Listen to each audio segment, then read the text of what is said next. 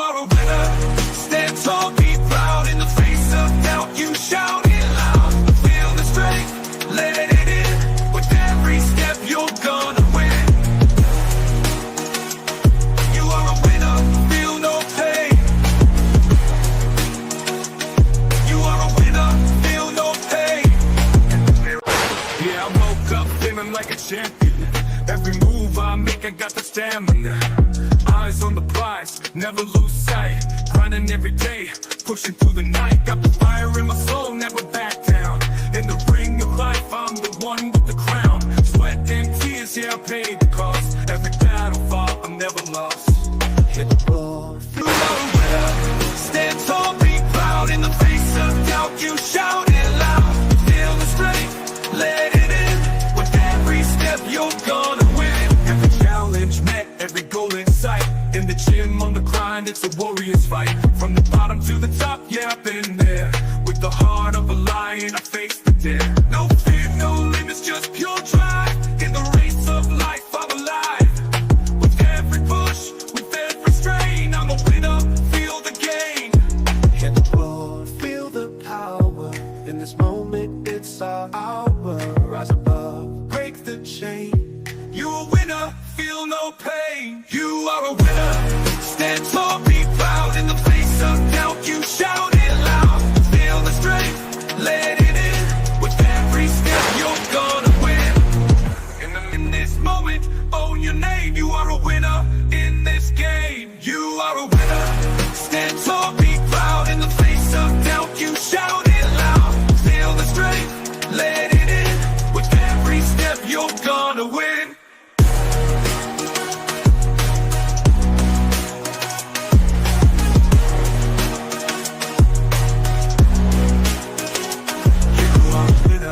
Stand tall, in the gym, on the grind, it's a warrior's fight. From the bottom to the top, yeah, I've been there. With the heart of a lion, I face the dare. No fear, no limits, just pure drive. In the race of life, I'm alive. With every push, with every strain, I'm a winner, feel the gain. In the mirror, what do you see? Out in the face of doubt, you shout it loud. Feel the strength, let it in. With every step, you're gonna win.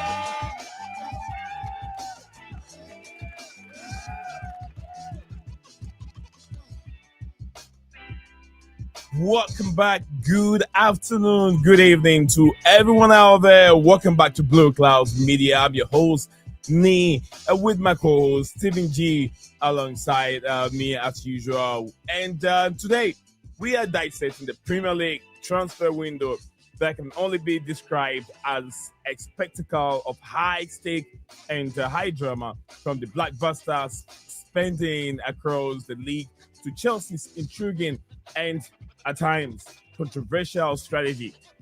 We have a packed agenda. We will break all the details down that will really shake us. And then the saga that finally comes to an end, as the window has come to an end, and what it means for the captivity landscape of the Premier League competition. We want to hear from you. We want this conversation to be among all of us here. So please join the live chat. Your insight and opinion are most valuable to us here on this platform. We want to discuss it with you. Let's get a strategy. Let's get everything down on the table. We want to know who are the big spenders, who are the winners of this transfer window, who won it. We want to know all these. Who are the winners and who are the losers in terms of players coming in, making money. Finances are very important when they talk about transfer window. Who spent the most, who spent less, but still had quality players. You got to put all this into consideration. I spent less, I had quality players. I spent more, I had quality players. And who were able to spend and to sell more. You got to look at those retention also. Which other clubs were able to sell sell to make more money out of the transfer window. I know it's not just about bringing in players, but we got to consider selling players too as well. So there's a lot going on our table today. Stephen G with me, and what we're gonna do here is 30 minutes and after in our live stream, we will invite you guys to join us on the show individually to discuss the football with us here, or discuss the just ended transfer window, the 2020, I'll say 2025, 2026, or 2024, 2025, whichever way I want to put it. Transfer window. We'll get you on board. So, guys, let's stick with us. Nate Zion, Stephen G is here with us. We'll be right back in a second.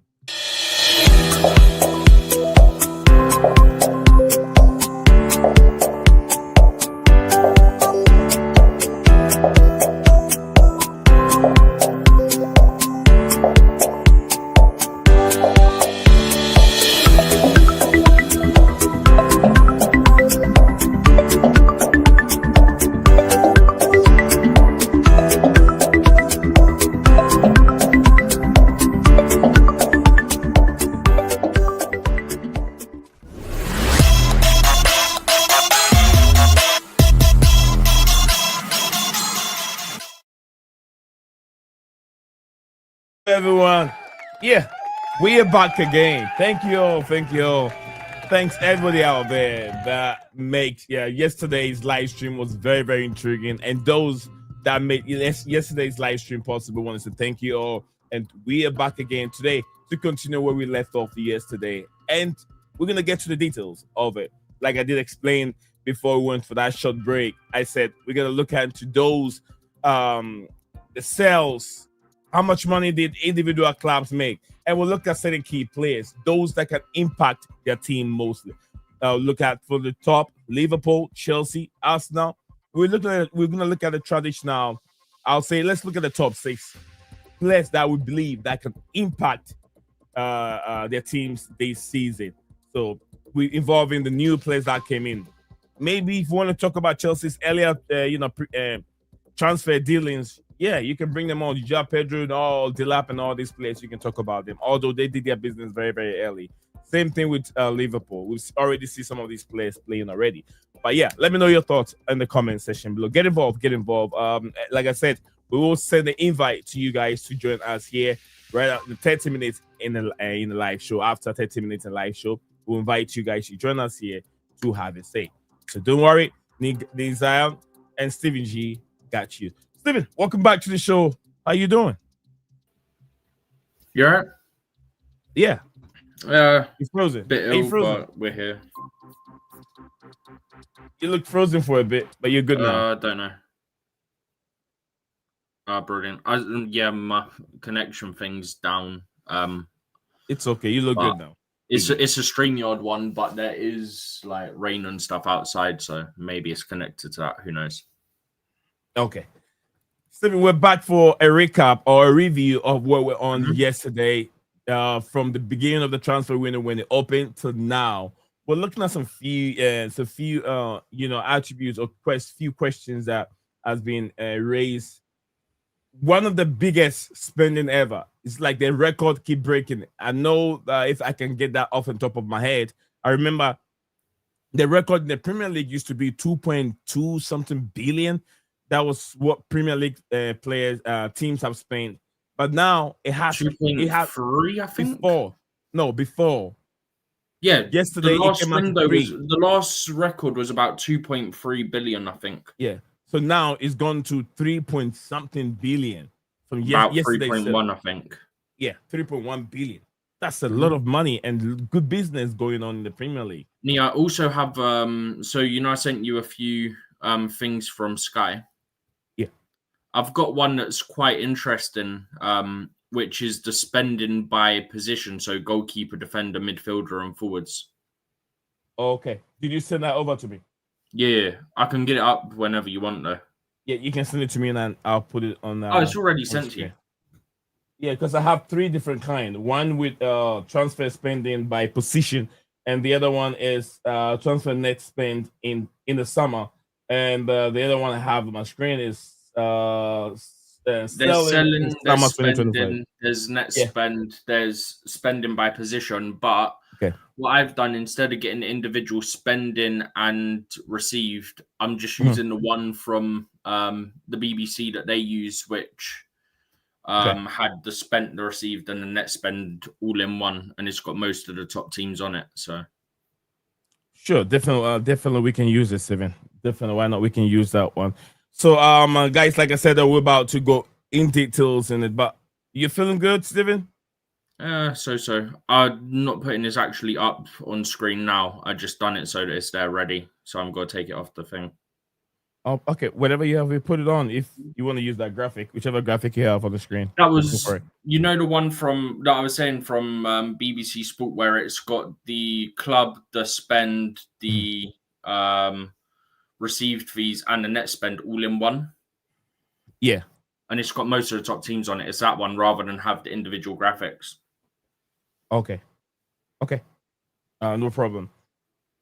No problem with that. I want to change this layout a bit. So, guys, apologize for that. Let me change this layout. Yeah, maybe I'll use this layout for now. So we're looking at the players that we've seen went across the length and breadth of European football. Some with Saudi, but most particularly these players are in Europe. On the left side, you can see Housein, Rajanda, Alexander Isak, Gyökeres over here with we have over here Manchester United before what's his name again? Rashford's right there. We have Sesko, Xavi Simons, Luka Modric, Joao Pedro, Trent over there with Diaz now with Bayern Munich. De Bruyne with Napoli. With what's his name again? I can't remember his name. Oh, God help me. Donnarumma, yeah, to AC, Donnarumma to Manchester City. My own guy for Kudus to Tottenham Hotspur with what's his name? Voldemado, whatever it is. Voldemado, and then John Bellingham also when he had his move to Borussia Dortmund. And here would we have Ekiteke in my language, Steve, you don't know what it means? Big head. No. Huh? Big head. Etiquette. Big head. All right, so now I'm not sure if this guy is that Houston by any chance? Houston is right here. Oh, on the left-hand side. I'm not so sure of this guy here. Let me zoom in a little bit. Yeah, I can't really tell. What his Houston is right there, and we have what's his name from that's Leon? Ryan Kirky, isn't it? Ryan Cherky is right there. Then we have Eberechi Eze, and then the big man himself, the BA in Buema, and the Joao Felix to Al Nassr. Then we have that was Nunez. Is that Verts? Vert, yeah, that's Vert from Liverpool. Then I think this is Jonathan David. It looks like Jonathan David to me. Remember, he moved to Juventus. Is it a Pender? Maybe? No, Jonathan David. This is Juve. Yeah, Pender went to Juve as well, no? Yesterday. But that's not Pender. It doesn't look like it. Looks like Jonathan David. Who knows? I don't know anymore. I give Jonathan David that has that hair and that hairstyle. All right, from there we go to Cunha to Manchester United. Then we have Asensio to Fenerbahce. Then we have what's his name? Osimhen to is it not? Galatasaray, yeah. Al Nassr also Al Nassr here for Kingsley Coman, isn't it? Kingsley Coman, yeah. And then the trouble himself, Jackson. Nicholas Jackson, and my man himself, my one and only player, which is Alejandro Garnacho. Steven, can you who is this? Who is the go-to over there? Anthony, and then we have here Have you seen the video just quickly? You've seen the video when I presume he's at like the training complex, and he's like done his medical or something, he's leaning out the window of the car. He's literally leaning he was out doing the window that. of the car, going like that. He's been surrounded by everyone. They call him the GOAT. The GOAT. Bro, if I was the driver and security, I'm telling him get in the car. Pull him out. Pull him outside. Anthony, I saw some of the interview. He was just crying. He was busting tears. You know, you could tell he has struggled and from Manchester United. And good God, only God knows what it means to him from moving away from Manchester United to making this move permanent with Real Betis. Happy to leave Man United right now. Yeah, everyone, he's very happy. I'm sure Rasmus Højlund is also very happy over here. In the last one, there's Leroy Sané, by the way. Yeah, I said it. I said Leroy Sané. Oh. Yeah. Anyway, guys, so we've seen this. We're gonna move on from that. Steven and I over here will look into that. Like I said, I'll be sending the link to you guys' way. Steven, where do we really start with in terms of the graphics? What we're looking at? Do we start with the biggest spenders, or should we start with biggest spending? Or let's look at this. Let's look at this picture anyway. I think this would be better. We start from Chelsea's players moving right center. Okay, so we're gonna go back to the other layout. And guys, sorry. Let me go through, Steven. Let me acknowledge the viewers over here. Everyone out there watching us live, thank you very much for joining us here. Chris, thank you very much, Chris. He says that, did I hear Chelsea filled paperwork again? No, pretty sure it was Charlton, not Chelsea, but it was it wasn't Chelsea's fault this time. It was the other party's fault. Because they had to fill in the deal sheet and it didn't get done in time. Okay. So thank you very much. Kopama said big up to everyone. Yeah. Then I have my brother in the chat. Big up to David Prince. Big up to you, David. Hope you're doing very well. Nice to see you back on the show again, on the channel again. Kopama said need Todd Bowley to reintegrate Detro Fofana in the squad. We will send a message to Todd Bowley. We will absolutely, guys. Don't forget to like. Please don't forget to like, comment, and subscribe to the channel. Your subscription, it means a lot to us here on the platform. Okay, all right. Davy said good morning, y'all. Good morning to you, Davy. And a good afternoon, good evening to everyone watching us live. Yusuf Blue, big up to you, Yusuf Blue. It says big up to everyone here in the chat. Smash the like button, subscribe if you haven't. CFC Gamer is David Washington back at Chelsea to play with the first team this season. I read something earlier on, but I don't know how confirmed that is in regards to calling David Washington back from Brazil to be part of the of a team. I'll check an update on it as the stream goes on. So we now have 4 strikers. Yeah, we got more, protection, but some will say, are they the ones that will lead us to where we want to? It's all a matter of time. Integrate them in, let them see how things goes with these new players that we have. Matt said, so how much okay, how much did we get from selling Jackson or from Miss Jackson? I'll tell you. I'll break it down for you, Mas. I will break it down for you. Don't worry, Mas. Okay, David, that's the one from David. Hello, Need from JC. Big up to you, JC. Good afternoon to you. I hope you're doing very well, JC. Say hello to David. All right. Okay, Joseph Blue. Okay. All right. Says so we at Chelsea we'll be part of the big spending from Prince. Big up Kopama, big up to all the big up. I'll skip the big up so you guys can reply to each other in the chat. Hoyson was the one which slipped out of our hands. Yeah, Hoyson, he chose Madrid over us. Always players are going to choose Almighty Ala Madrid over any other club. So I'm not surprised he chose Madrid over. He could have been the one that Chelsea were trying to bring in, but it couldn't work. Make sure you guys talk about this the Sterling. I want to hear the views on and opinions on Raheem Sterling situation. I'm not going to say anything good about Raheem Sterling. I'm not going to say it. I did say something about it the other day because not really bad, but this is a player that I have to remember that he's not young anymore. He's not 25, Sterling. You're not 25. Sterling, you're not 25. Looking for a London club. Who is going to take you? But we'll get into it. I'll try to remember that. Yeah, the Sterling, I'll pin it so we can bring it back on the screen to discuss it. All right. So, guys, if you're looking at the screen right now, this is Chelsea outgoing 2025 summer window.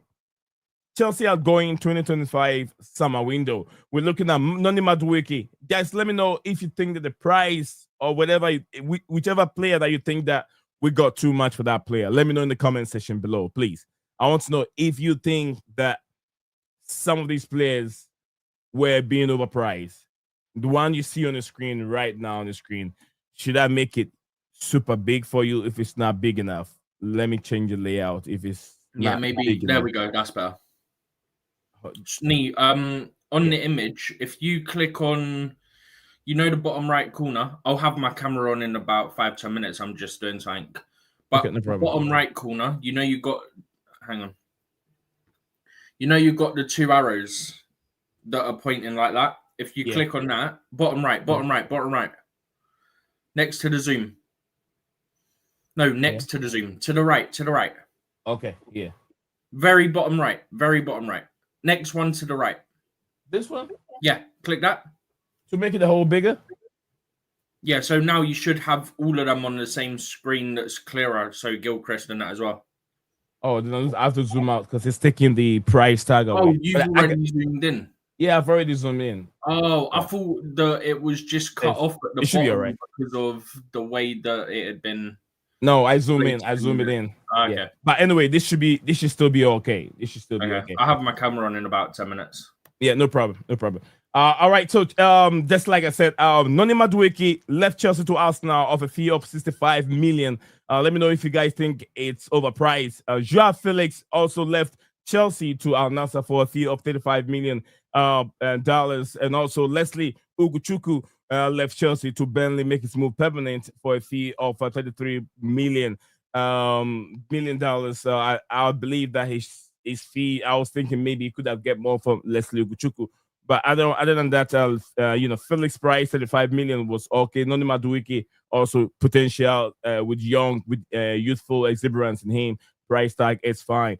Ronaldo Viega. I think we get a little bit more Noni Madueke. Ronaldo Viega also left Chelsea to make his permanent move for Villarreal of a fee of 28 million. Kano Chukwuemeka 23 million. He left Chelsea to Dortmund. Bashir Humphreys, another young Chelsea's right centre back player, also left Chelsea on a permanent move to Burnley Football Club of a fee of 16 million. Alfie Gyökeres, young Chelsea defender. Also, remember he scored his first goal for Chelsea last 2 seasons ago before he went on loan to the Championship club. Now has made his move permanent to West Brom with a fee of 3 million. Christopher Nkunku, finally, he has made his permanent move to AC Milan of a fee of 43 million. At the point in time, I thought they were going to get less, but Chelsea getting 43 million for Christopher Nkunku, that is a good deal. That is a good deal for me. Georgi Petrovic also make his move permanent to Bournemouth of a fee of 34 million. I think Georgi Petrovic with the price, being a goalkeeper, I think that's a steal. Also, being one of the best goalkeepers from the French league last season, who his numbers I think were better than Gianluca. Gigi Buffon. Is it Buffon? Not Petrovic. Oh God, help me. Donnarumma. Yeah, Donnarumma. I'm gonna say Buffon and Petrovic and all that. God help me. Ronaldo, who's that? Kani Chukwuemeka, like I said, 33 million. Kenan Drisbury hold to Everton, also 33 million. I think that is not bad considering how much we paid for him a few seasons ago. We spent, was pretty much the same price, David, right? 33 million. We spent almost about 35 million. So we lost over here, didn't we? On Dewsbury Hall? Yeah. Bear in mind, these prices are all in in dollars as well, by the way. But what was the price tag that we spent on him? What was the price? Was it 35 million from Leicester City? Off the top of my head, I couldn't tell you, but it's probably around about 30, I think. Yeah, from what I can remember, was 35 million is what we paid for him from Leicester City. But also, like I said, these are in dollars as well. So okay, these are higher than what we actually got because dollars higher than pound. Right. Thank you very much on that. Chelsea King, big up to you, Chelsea King. And Davi also said, Delap injury almost. Forget about that. 25 million. Yeah, 25 million. Okay, David said 25. Prince said 25 million, Steven. So 25 million, it could be 25 million. Is it euro? 25 million euro, it could be.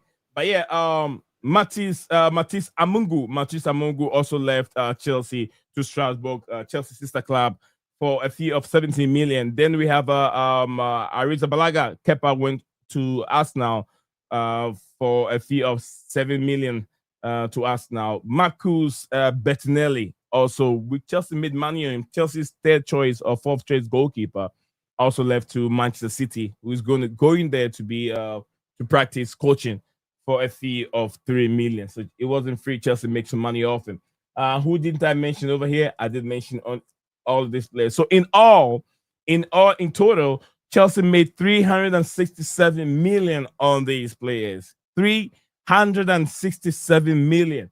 That's a steal. Guys, let me know. Do you think any of these players were being outpriced? If you think so, let me know in the comment section below. Yes. Do you know what I will say? What is it? What do you want to say? I would like to point out that Liverpool are the king of sales according to the media and not Chelsea, even though Chelsea broke their own record for sales, which we set about 2 seasons ago. Chelsea smashed 300 million this summer, which is the first time that's ever happened. Exactly. So yeah, I mean the media are making it the whichever way they want to make it. That is fine.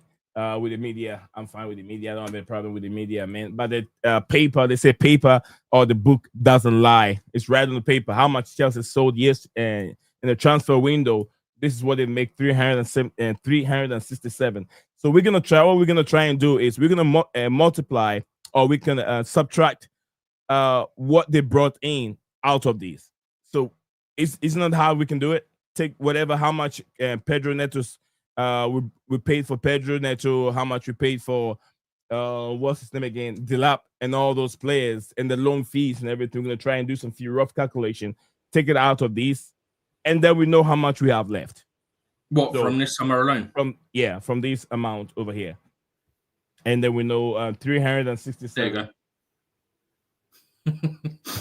There you go, Make my job so easy, right? Yeah. All right, Steven, if you can help me out, are you free right now? I'm still here, so I can unmute as I need. I just not on camera at the moment. Yeah, that's okay. All right, go ahead and then take us through what you have on your screen whilst I send some information out to panel. So on here, apparently Chelsea did end up breaking 300 million in the end. So this is slightly wrong, but not massively. It's like 15 million difference. It's not the end of the world, right? But on here, you can see the spend from each of these teams, how much they received from sales and what their net spend is. So their spend minus what they received in fees. So let's take Liverpool, for example. Liverpool, who broke the record for the amount spent in a transfer window, with 415 million. Yeah. It was actually going to end up being closer to 500 million if the Gehi deal didn't fall through. Received only 187 million pound in transfer fees. So net spend, people have different views on net spend. It's real, it's fake, it's this, it's that. But Chelsea's sake, it matters because obviously the restrictions on UEFA. So I'm going to touch on it for all clubs anyway then. Okay. Liverpool's net spend was 228 million. Therefore, they spent 228 million pound more than what they received in transfer fees. Chelsea received 285 million and spent 285 million, received 288 million. Therefore, Chelsea's net spend was 3 million because... Oh, correction. I read the wrong one for the thing. The received one slightly off, not the spent. Correction on that. But 285 million pound spent by Chelsea, 288 received. Therefore, Chelsea's net spends 3 million because they received 3 million pound more than what they spent. Arsenal spent 255 million. Their net spend is 246 million because, as I've outlined with Liverpool and Chelsea, they have spent 246 million pound more than what they've received in transfer fees. Newcastle have spent 250 million and received 152 million, 125 million of that being Isak on the received. Okay. Given a net spend of 98 million. Man United, I'm not going to touch on every single team, just like a couple more. But Man United spent 216 million, received 68, net spend 148 million. Who else should we look at? Tottenham, I guess, one of the big six. 181 spent and only 36 million received, so 145 million net spend. I'll touch on Sunderland purely because newly promoted team, they spent 162 million, received 44 million. But I don't want to just look at the spend with Sunderland. I do want to point out that the investments they've made in players, the players that they bought in, a lot of investment. It's very good business. And then, if you've got any others you want to touch on from this list. Actually, you know what? West Ham having spent 124 million and received 55 million for a net spend of 69 million. Do you think it's too early to say that they've invested quite poorly based on their start to the season? What, Sunderland? West Ham. West Ham United. Not enough. They didn't do enough.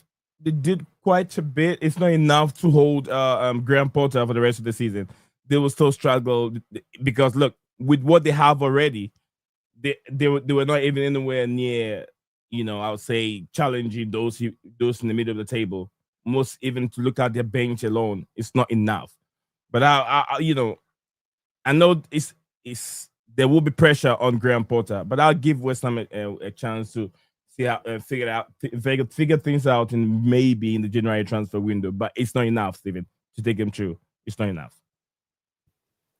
I think that's the general consensus. I mean, for example, you look at the other day, they started with a back four against Chelsea. They started with a back three. The other day, going to an actual back four, it worked for them. They got the result, and they comfortably got the result. If I remember rightly, it was something like 3-0, was it not? Well, who did they beat? I'm checking. Give me 2 seconds. Wolves, right? I think they beat Wolves. They beat Wolves. No, Forest. They lost to Wolves in the cup. Okay. But they then beat Forest 3-0. Okay. But that result came from a change from a back three to a back four. So maybe going forward, they go do that. You got anything else you want to touch on based on this? Anything on Tottenham or Chelsea, Liverpool, anything like that? No, I think that one is good. Just like you look at it, net spend and all that. I have the other graphic on the screen. You can put that graphic on. And so it's a little bit also different in terms of the way they have market. So we can see it. But big up to McKean. McKean, big up to you, brother. I hope you're doing very well. It's nice to see you as usual. Guys that are anyone that is expecting the link. Big up everyone. DM. Big up everyone in chat as well, by the way. Yeah, check in your DM and let us know. Jesse, Football TV, big up to you. Says big up me and Steven, big up to you, Jesse. Hope your day is going on well and smoothly. All right, Davy. Yeah, I was just wondering. I trust McGee and Pedro up front. We can. McGee is a strong guy. He will get better. And no, because someone mentioned that David Washington got recalled from his loan because he won't get minutes. Yeah, that's what I remember. I said I read some things, but I don't know how confirmed that is. Did they recall him? Is it confirmed? I don't know if it's officially confirmed by Chelsea, but it's being reported by like Brazilian media and stuff like that. So there's a little bit of a truth in that. We can expect. We're probably going to expect him returning.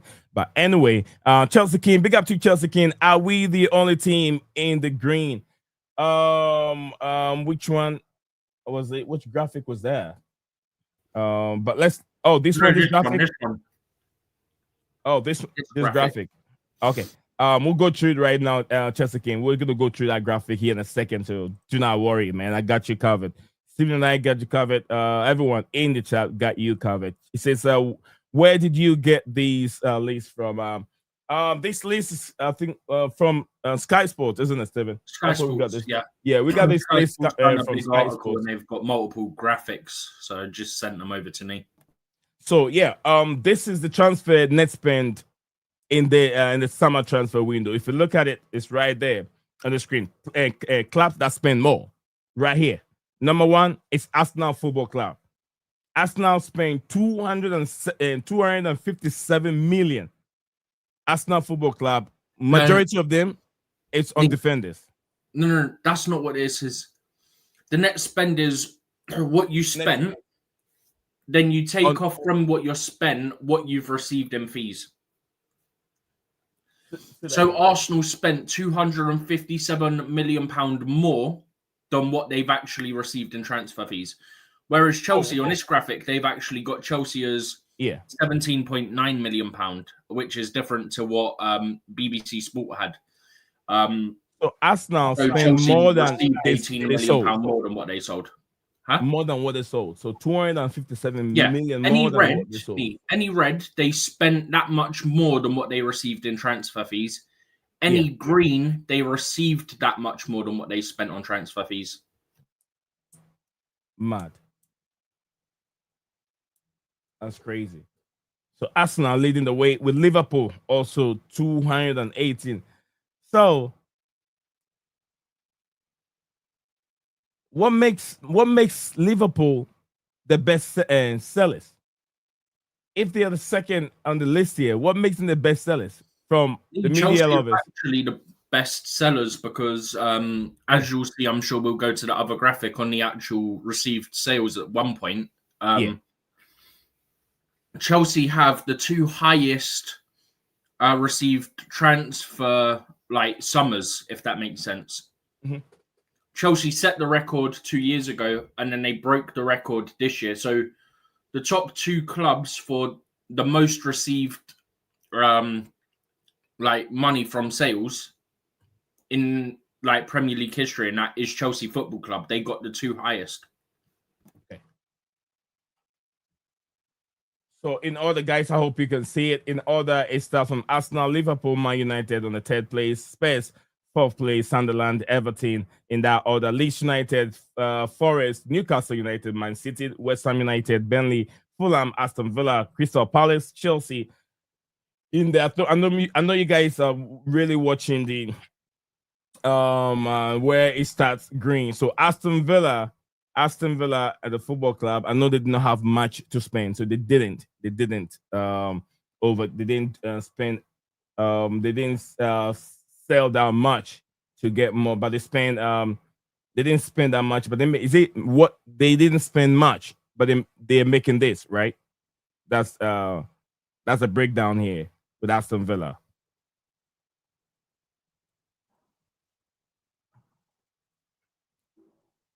Okay. So we have Brentford also there with Brighton and Bournemouth in that order, 65.8 million. That's what Bournemouth have made. They did not. They sold a lot. Bournemouth sold a lot of players, and I can give you Housen is one of them who went to Real Madrid, and then they did not sell Semenyo in a way, but there was a lot of players. Can't remember all the names, but a lot of players that they sold from Bournemouth Football Club. But yeah, we have Prince in the studio with us here today. Good, would I say good morning? You're still in the morning, right? Yes, I'm still in the morning. How you guys doing? Hope everything's all right. Yeah, we're doing well. You doing all right? All right, listen, I'm alive and well. That's all I can say, man. All right. Nice to have you back on the show. Stephen? You all right? Stephen is muted. Stephen, can you hear us? Yeah. Yeah, I just come back. Big up, bro. Nice. Big up. What's happening? Yeah. It's really good though. One thing I would definitely say is that with the spendings that we've had actually with Chelsea, actually I think it's taken a big improvement from the Abramovich era. You know, Abramovich was more of a chairman where we got all the, how do I say, mid-age to retiring or moving on from the club. Prime age players. Thank you. Those are the type of players we got. But now we've got the Todd Bowley era, and there was a lot of people that used to complain about it, if you guys remember. I'm not going to lie, I was one of those people that used to complain about it too, because I never understood what the plan was and where it was going. But to see that, how far we up on this, on the list that you guys have been showing us, I think it's really good, because it shows that there is some sort of seriousness going into the club. There is some sort of serious business that's working with the club, because when you showed me the list of how many players we sold, first of all, Ugochukwu, I think I agree with what you said, me. We could have got a lot more money for him, really. Yeah. We could have, if it was a bigger team. I just think because of the team that we sold him to, that's why we never really developed like this. Same thing with Drewsbury Hall. We could have got a lot more money for Drewsbury Hall too, going to Everton. We could have rounded it up to 40 million easy, Right. Another one who I had on there, Chukwuemeka, we could have got more money for him as well, but because of the deal that we was going to send Alsamino there as well on loan, I feel like that's why, it became a debate of, okay, we will compromise. But, I think, we're doing really good with that. That's what I wanted to add on to that. From some of these players here. Yeah, like I said, some of these players that we think that we could have got more, a little bit more for them. The likes of Leslie Ugochukwu, just like you said. Alfred Gilchrist did not play that much for us to try and get more. But yeah, Kepa Arrizabalaga, I mean, this guy, he's got nothing left on the books. He's got nothing really left on the book. But big up to you, Mas. Mas said the value of the player on squad is what I care about. The value on the player on the squad is what he really cares much about. Absolutely. And Chelsea King said, where did you get? Okay, I think I answered that one earlier on. True, me. Yeah, we answered that. Okay. This one's for Davi. Absolutely. So yeah, we'll move on from that graphic to a different graphic so we can analyze that also as we are on the screen here. But yeah, let me know, guys. Let me know how your days are going. It's something I'm not doing right over here. You can just smoke me over there in the chat, please. Let me know what you think.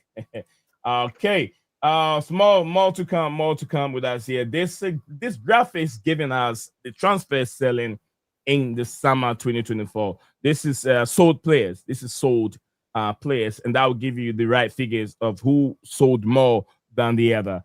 So yeah, as you can see in the graphic, Chelsea is leading. Do what, Steven? Look at Leeds. Oh Lord. Leeds. How much did they get? Yeah.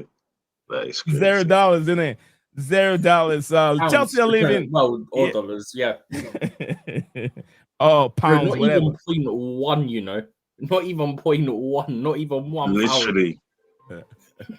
So yeah, as you guys can see in the graphic over here, transfer sellings in summer 2025 club, and then sold Chelsea making 314.4 million pounds. Liverpool leading the chart in second place by 228.1 million pounds. With Bournemouth also did very good business. Like I told you, they sold lots of players, and they're still playing very, very well. Bad business, right?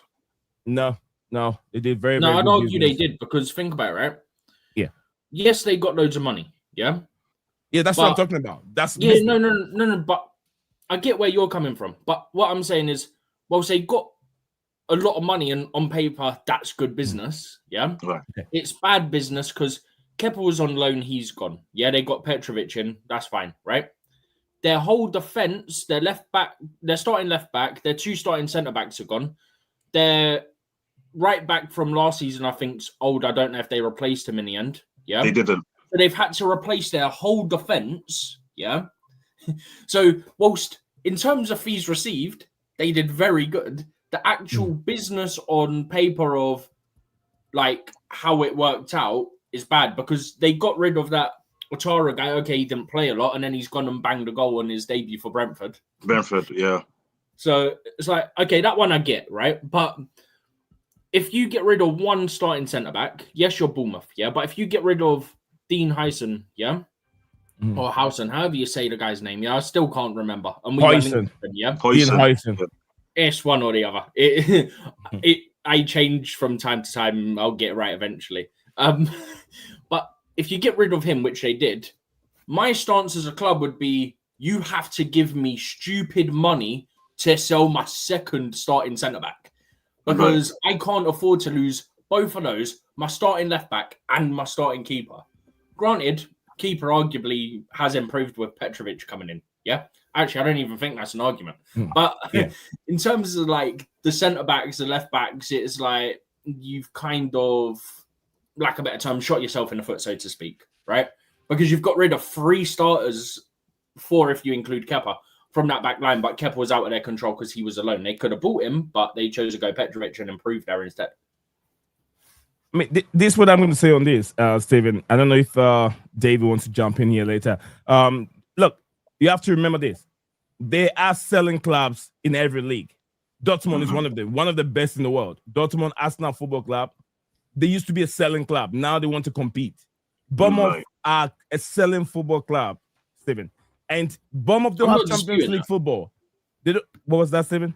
I'm not disputing that. I'm just saying, based on the season they had, you wouldn't want to get rid of as many players. You'd want to build on that for at least another year, is what I'm saying. Not get rid of as many starters as they did is basically what I'm going for.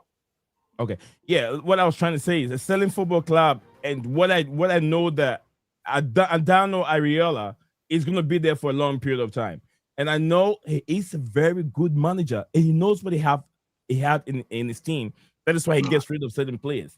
And the club are working hand in hand with him, bringing in some players from South America, some other players that he knows that can ease into the way he plays football. So, from looking at where they are right, and even right now, they're 7th place. They don't have to worry about European football. They don't have that in there. They are good. They have to worry about Carabao Cup and then FA Cup. They will still cause problem. The only thing that they did right was not selling Semenyo. Semenyo is a key for that team. Selling Semenyo, they will struggle. But they have players that can help Semenyo. Deadline day, was that not? What was that, Stephen? I think there was talks right up until deadline day that there could be offers in for him as well. Yeah, exactly. But yeah, couldn't now move on anywhere. So Semenyo being there is a plus for them. And I think that besides that, a selling football club, I wouldn't have to say much about them. But yeah, Dev, you want to jump in? You can go for it. So with the whole thing, I think it's exactly what you said, Nee. I do agree with Bournemouth is a selling club and they are going to sell. I feel like they did. Me personally, I think it was good that they sold those players. Because like what you're saying, Stephen, is that if they would have kept them another year, the problem is what you're risking now is, okay, what happens if players get injured? Which it's the Premier League, players do get injured. What happens if you can't sell them?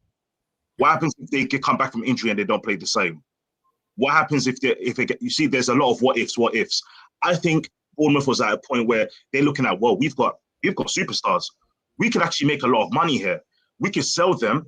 I mean, I believe for them, they already have it in their mind that, okay, we're not going to win the Premier League right now with the squad we have. But if we get rid of these players, maybe in January, we can go and buy some superstars to replace. We can see where we get to by January. If we need to touch up on players, we got the money for it. Let's go. And I feel like that's what Bournemouth is doing, because in order to strengthen your club, you still need to, once you've sold the players, you still need to see where you are with the depth you have.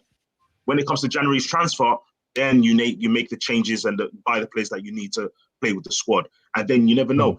Because I feel like Bournemouth is now looking at Aston Villa. They're looking at teams like Newcastle. And they're like, wait a minute. If they can do it, then we could definitely do this. Because we all started in the same level as them. And I feel like that's the only reason why I would see that Bournemouth will sell all the players. It's basically like playing for a manager. You start with a weak team, right? You sell your best players, and guess what? You go and buy superstars. Now all of a sudden you got a top goal scorer in the Premier League, and you're playing for Leeds, a football manager. And I feel like that's what it is that type of mentality. But I feel like Bournemouth, I don't think it's too bad of a sell. I think it's a good thing as long as that is the plan. They're gonna see how the squad is, see how the manager manages the games until January, and then put in that budget to buy players where needed.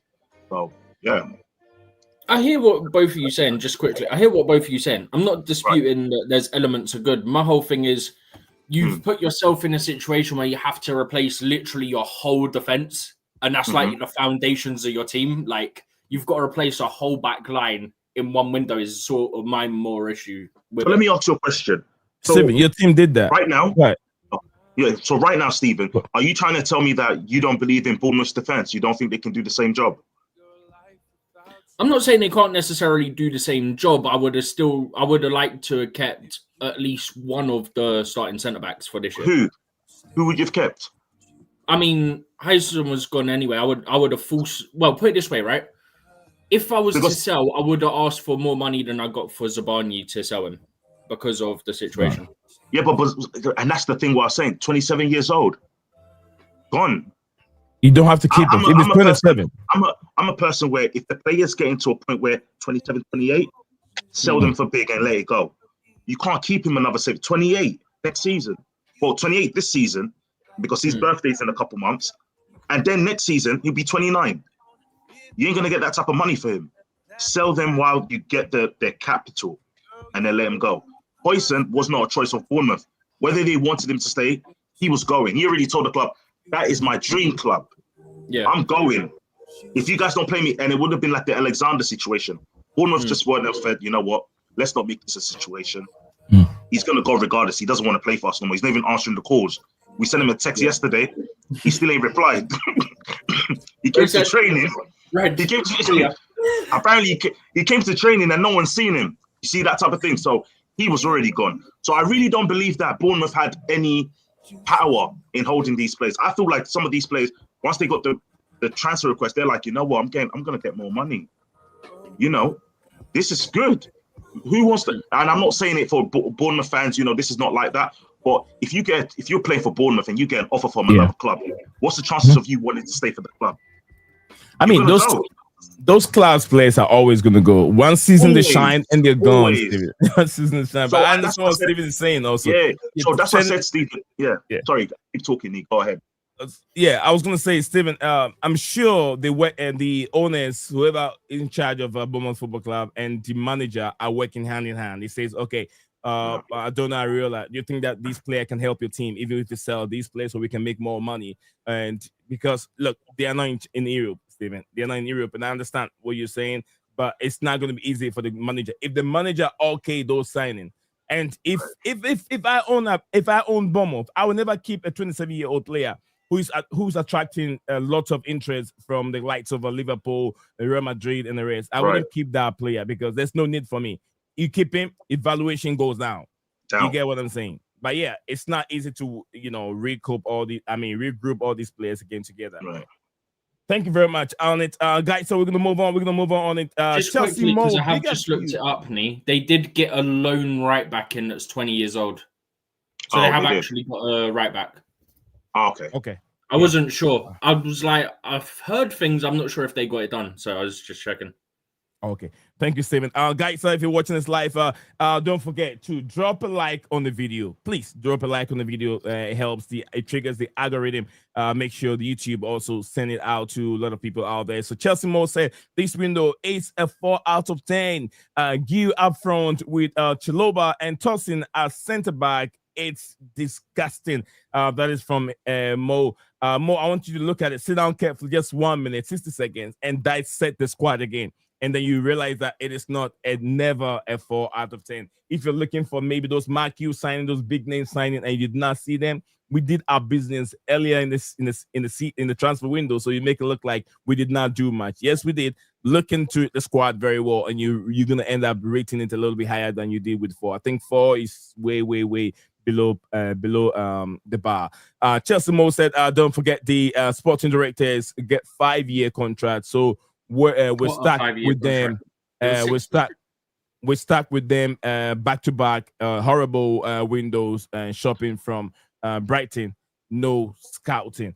So we're gonna get into it. Should we address these comments from our brother? I think address this one. I want to go first. I want to go first. You want to get what's the what do you think of his rating, and what do you rate it, and why? Again, and this is where I feel like this is the problem I have with some Chelsea fans. Is because for you to go and rate what we've done as a 4 out of 10 as a Chelsea fan itself is crazy to me. So, with every signing we've made so far, right? From getting we filled up the gaps where we needed on the wing. I can understand what he's saying about the strike for Mark Guiu coming in, but Mark Guiu isn't horrible. Mark Guiu, you have to remember, this is a guy that's only 18 years old, and he was top goal scorer in the Conference League for Chelsea. And then again, you go and say it's a 4 out of 10 for as a whole. I just don't get that. That's garbage. But what I would say is that the sporting directors, I'm not going to give them no blame. Before I did used to put a lot of doubt on them.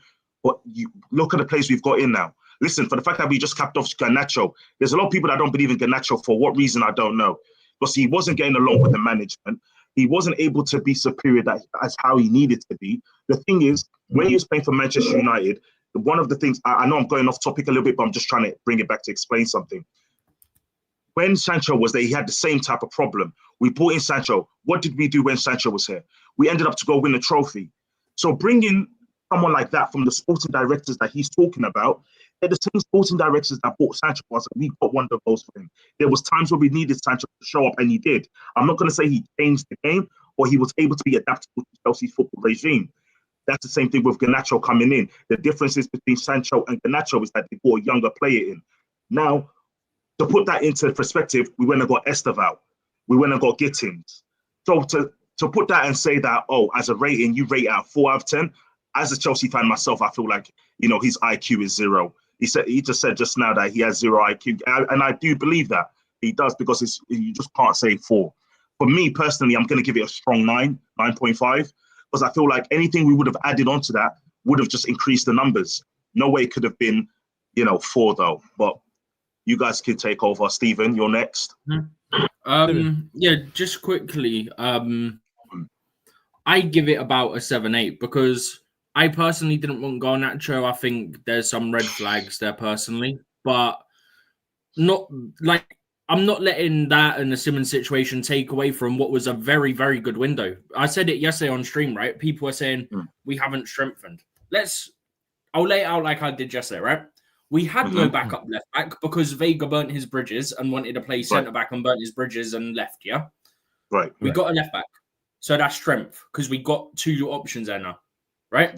Right back, we didn't need to, despite Gusto being very up and down on form last season. Now we're playing more natural fullbacks. He looks better again. Absolutely. Centre back, I'm concerned. Goalkeeper, a little concerned. But midfield, Asego came in. Santos came in. Lavia is injury prone. So Asego and Santos will be almost like your primary backups to Caicedo and Enzo. So that's strengthened because we went from Duval and added in 2 extra bodies there. Right.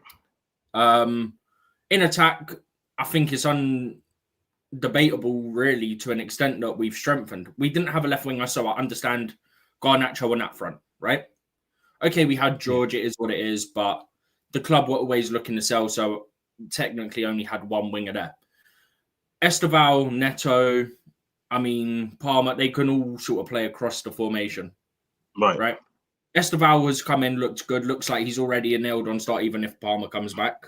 That's my personal opinion. I think he's probably done enough already in the 3 games we've seen to say he's a starter at this point. Gittins, I think, solid. He's not done a lot yet. I think he's solid because we didn't really spend too much, if I remember rightly, on him. 55 million. Check it.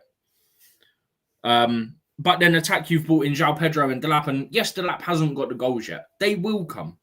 Naturally, they'll come. We saw what he done last season in a weaker squad, right? The goals will come. It's just going to take time, right? He's causing nuisance of defenses, yeah? Like, he's being a nuisance to defenses, which is giving other players like João Pedro the opportunity to get in and get the goals and be a threat themselves as well. Right. So I think it's undisputable that in attack we've strengthened. Centre-back, like, we look weak now because the injury to Chilwell happened and is what it is. I trust Josh, just not to play every game. You sort of slowly bring him in, is what I said at the start. Yeah. You don't want him starting every game because he's still young. Don't want to say he has a bad game. You don't want it to just completely smash his confidence. You bring him in bit by bit, give him minutes here and there. So overall, I think we've improved, and the sales were mostly players that were out on loan last year anyway. So we've not weakened by any means, personally, is my opinion. So I'd give it a 7. A 7 though. Why a 7? Because that means you're saying that with the signings you've got, you're not really as happy. We had more signings than 7. So to give it a level 7 from what we had last season to the players we've added 7 now, to 8 is sort of more what I'm saying, because for me, I wouldn't ever give a 10, right? For me, if we'd got a centre back, yeah, that pushes it up quite a lot for me, especially with our injury situation. We've now got one left-footed centre back, and that's Badiashile, who's also currently injured. So we have none at the moment. So I'd wanted someone who could play that side, whether they're naturally left-footed or could play both feet. That would have pushed it up quite a lot for me. Okay, so who did we have before that could play with their left foot for the centre back, left centre, and that was it, right? Chilwell, and then obviously Badiashile was back up. Thank you very much. So we never really had a situation last season with that. So this season we got Joro Hato, who we bought as well. People forgetting that we already bought a centre back, Joro Hato. So he's still there. He's not injured, and he's still sitting there ready to play. Huh? He's more of a left back though. Yeah, but they're going to use him as centre back as well because he can play both. So that's already taken care of, which is why I said that I feel like a lot of people are overstressing what we have because nobody has mentioned. Everyone's talking about centre back. Are you still forgetting we got Joro Hato if we need him, who can play that position, who can play left back? So we also got a backup for centre back and additional left back position. That changes the contrast now of what you're saying, because that position is already taken care of. And I feel like as the manager, that's what he's looking at. He's like, okay, you know what? If we get any injuries on the left back, we can put Joro Hato there. Oh, if we also get any injuries that are not certain in the centre back position, we got Joro Hato to throw in there too, or Badiashile, or Wesley Fofana. Listen, that's perfect for me.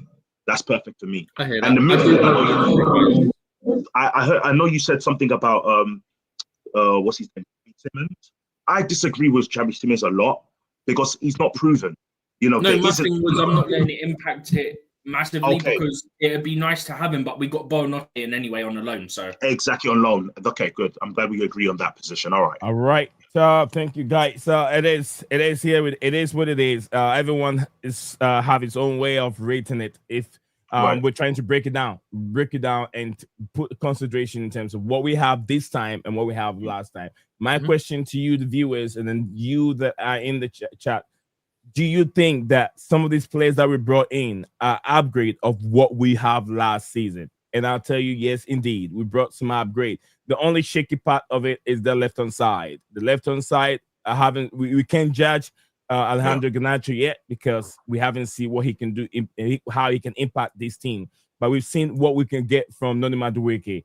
Very, very, I would say, inconsistent in terms of his finishing.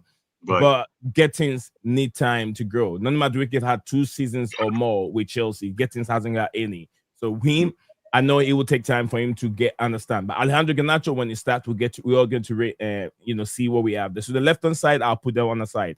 But don't you think that we've got an upgrade on even Noni Madueke if you have to compare the two of them with Estavio Williams?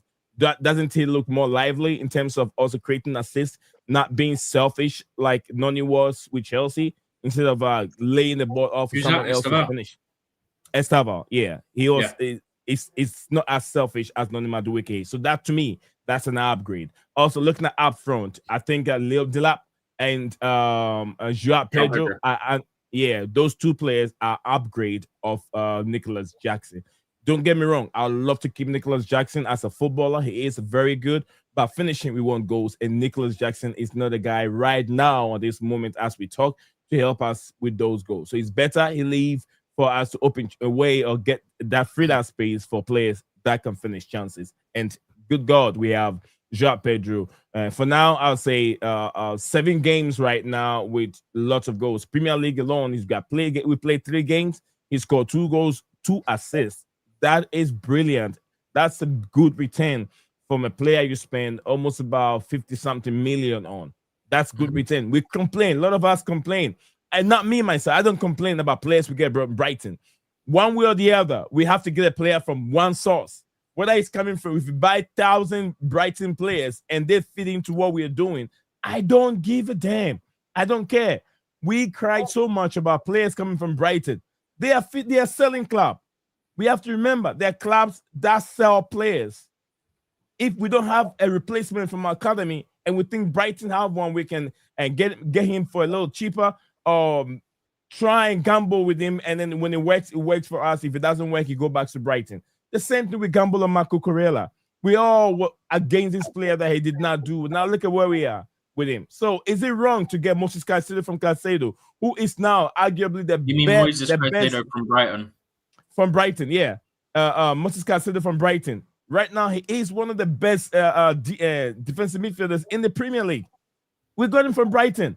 So what is wrong if we get Beninotti? Someone from the chat was asking, is he good with kicking the ball or shooting? He scores bangers. Let's put it that way. Yeah, he scored bangers. Go watch his highlights, Premier League highlights, and it's even easy for us to find out what kind of player do we have. He plays in the Premier League already, and he's on loan to Chelsea. There's no string attached. He'll go back when the loan spell is done. If Chelsea feel they can, make his move permanent, then they can trigger, if he has release clause, whatever he has, Chelsea can trigger that, and they get Chelsea the player, have matching rights for next summer. So yeah, let's just hope. Can match it. Okay, so let's just hope that it works well for us. He's a good player. I want you to go and watch it. It will be a good backup for what we're looking for. My problem is I don't want Chelsea to go and spend 60 million asking price, 70 million from the likes of what's his name, Xavi Simons, who will be gonna cost us so much money and then end up being on the bench when Palmer retains. Because I'm telling you, all these big games you're gonna watch in the Premier League, Palmer will start every day. Yeah. Right. Where are you gonna put your 60 million player? He's gonna come back from the bench. You want to spend 60, 70 million on the top player from the bench? No, you don't want to do that. Right. You don't want to do that. Right. Okay. Exactly. We're gonna move on from there, guys. A very, very educational, breaking down for you guys to know that this window was not as bad as some of you think. Chelsea Mo, big up to you. Chelsea Mo said he rated 4 out of 10, which I think consider some of the breakdown that we're giving you and change your mind. If not, if you don't change your mind, it's all up to you, brother. Yeah, I'm not gonna change your mind. I can't do that. But yeah, it says a Brighton player in on loan. Is he very good at shooting and breaking down low blocks? Absolutely, you're gonna need to watch some of his games, and then you can. I'm not saying he's a world beater, but he will do a job from the bench. Definitely, he's got legs. Spurs sign Kudus, Simons, Kolomwani, who all start for Chelsea. Let me tell you something. Don't look at the name of players. Kudus, have you seen Kudus already? Kudus is my countryman. Kudus was there when they lost the last game. Kudus was in the team against Bournemouth. Against Bournemouth. You know, Kudus was in the team when you're done. The same team who was talking about Bournemouth, who was just talking about Bournemouth and the defense, and they still lost against Bournemouth. The same team who was just talking about. So that doesn't even make sense. That's actually quite funny, to be fair. Literally. All right, Steven, what do you want to add to it? Go for it. So the thing I'd add to it, right, is look, as much as Simmons would have been nice to have, right. For all we know, he could be like how Wirtz has started at Liverpool, where he's come from the Bundesliga. He doesn't have the physicality because we all know Premier League's a more physical league. Of course. And we've seen how Wirtz has just been getting bodied off the ball, not even fouled, just bodied. Literally. That happened to Simmons many times. Yep. Like, as much as it'd be nice to have him technical player, this, that, and the other, right? Right. At the same time, I'm not massively disappointed. I'm annoyed to an extent, but I'm not massively disappointed because he could just be like what Wirtz is, where he's just not strong enough for the Prem and he's just getting bodied off the ball all the time. So when you look at it from that perspective, we've not seen him play in the Premier League yet. We've seen Wirtz and they've come from the same league. Yeah. Right. So for all we know, could be the same, right? No, literally. Could be. I was actually saying yesterday that I believe that he'll be a fragile player. He will get injuries only because of that system where, the football isn't as fast paced as it is over there than it is in the Premier League. And when you're getting players that are more rough and aggressive, going for slide tackles, he's not used to all of that. And then going on injuries, coming back, he's going to change. And this is why I thought 70 million to have a player that's a maybe is really a lot of money. How can you be a maybe player and sit on the bench? So when the coach is telling you, are you ready? And you're like, well, I'm not sure, but if you want me to play, I'll play. That's the type of he's gonna see the So maybe. I hope because I hope that's not a thing. He should be ready every day. He should be ready, and we know we've already seen it with James Maddison. Maddison is gone almost pretty much all the season, and he's also fragile. He's just plastic. I hope that Simmons didn't get through the same scenario. But big up to Mo. Big up to Mo. Yeah, CFC Gamer, big up to you. He says the Gittins is very good. Just need a few more weeks. A few more weeks, a few more game time. Hopefully, he will bounce back. But big up to you, Mo. Big up to everyone languishing in the chat today. Please, I'm saying thank you very much. Like, comment, and subscribe, and also emotional damage. Was that the wrong one? I pushed the wrong one, but it's all right. Absolutely. Smash that like button. Let's get the stream up to where it's supposed to be. Let's make stream if we can get at least 30 likes before we hop up on today's show. But big up. I love the interaction. I love the energy coming from the panelists. And I love you guys' interruptions down there in the comment section below. Without you guys, we won't be here. We won't put this stream together. But we know you guys we are here to, entertain you guys. So Mo said, I hope you're all doing very well. Absolutely, brother. We are doing very good, Mo. Yeah, so we are also very, very it says we are also very dangerous on set pieces now. Absolutely. Bernardo Cueva finally is doing something. I was on him last season. I was like, what is it our set piece manager or coach doing? He's not doing much. But then Joao Pedro, I think the missing link, like we did said yesterday, that is Jackson is not a complete striker. Right. Jackson. I've seen some crosses where Jackson was in the 6-yard box. Instead of him to head forward, he had the ball outside. The ball went outside. Jackson had the ball outside.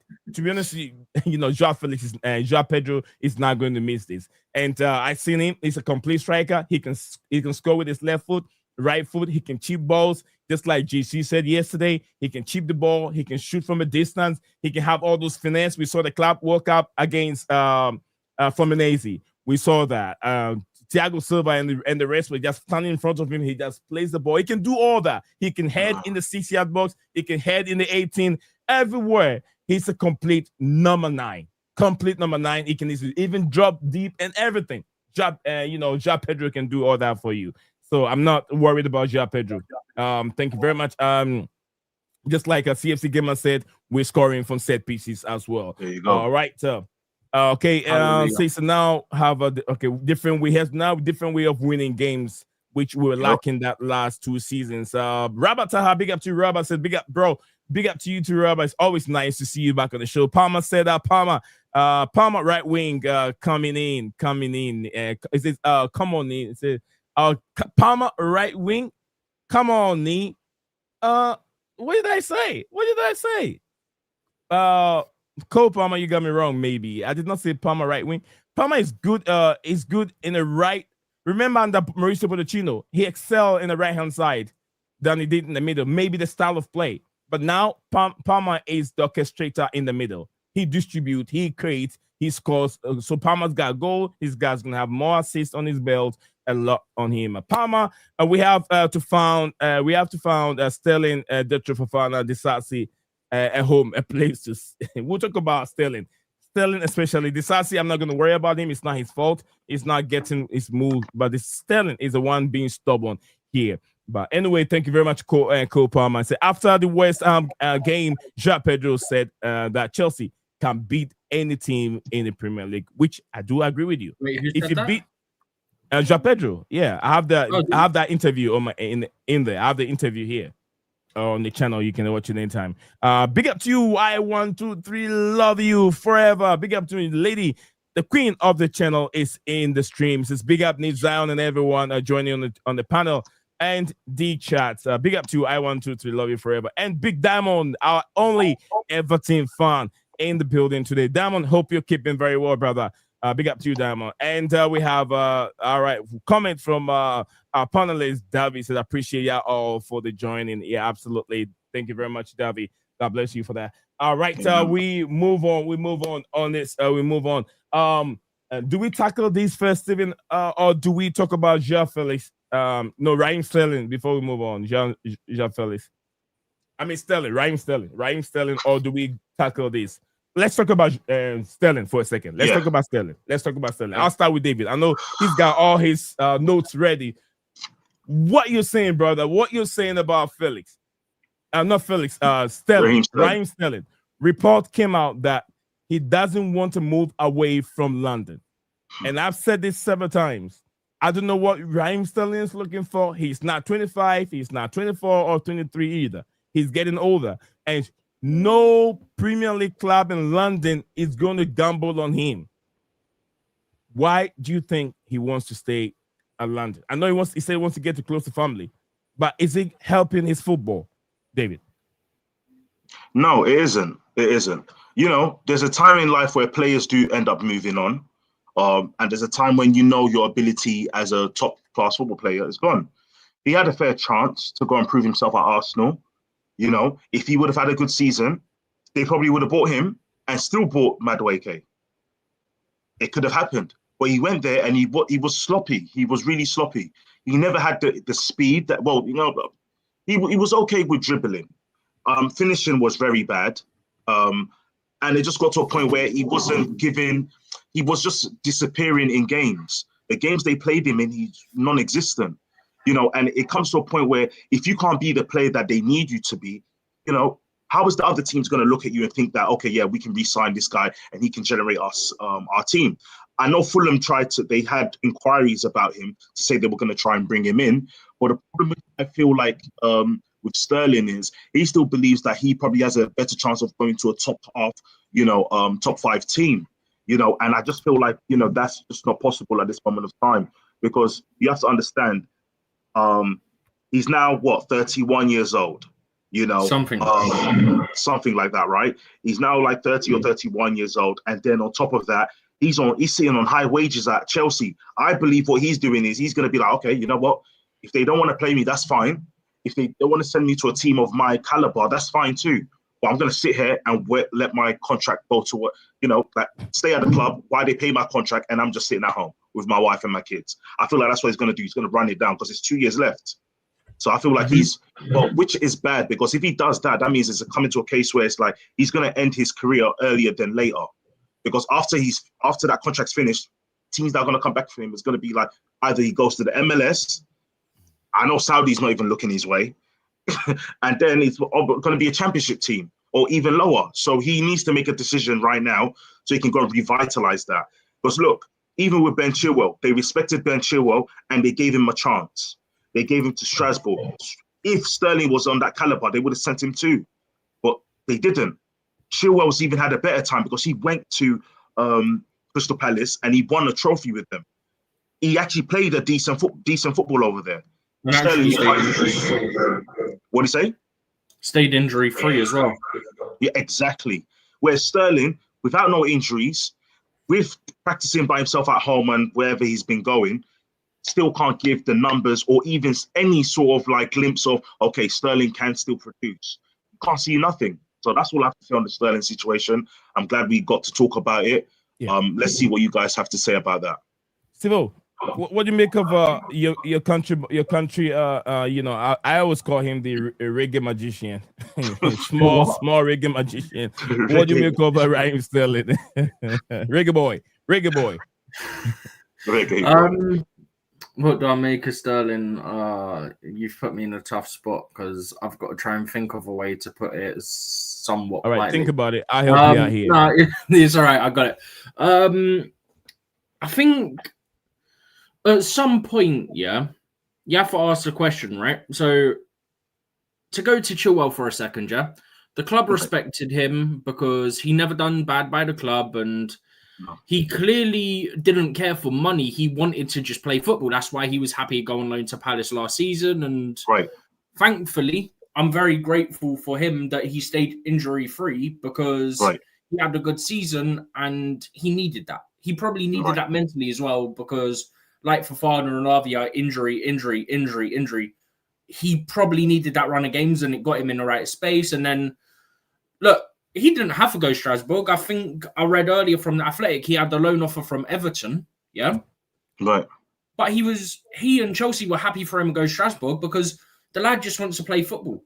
And I can respect that because I'm pretty sure he was one of the higher earners at the club as well. Yeah, he was. So I can say, do you know what? Always respected Chilwell, always liked him. Fair play. You're not doing it for the money. You're doing it for the football. Sterling is the opposite. Can I interrupt you guys here in a second? Let me interrupt you guys for a second. There's been an update in Chelsea Football Club regarding sponsorship thing. Rexona, if you guys know Rexona, they make a lot of a nice soap, and they're deodorant company. They make soap and the lotions and all that kind of stuff.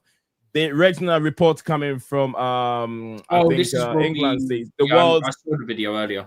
Yeah, the world's leading deodorant and antiperspirant brand Rexona has been partner of Chelsea's FC and Chelsea FC Women for 9 years. The agreement is valued at 2 million to 3 million annually pounds. So there's been some sponsorship out there. See, like I said, winning trophy you attract. Yeah, good. I mean, these guys don't have to worry about all those nice stuff like soaps and lotions and all this stuff. They get them free. Free.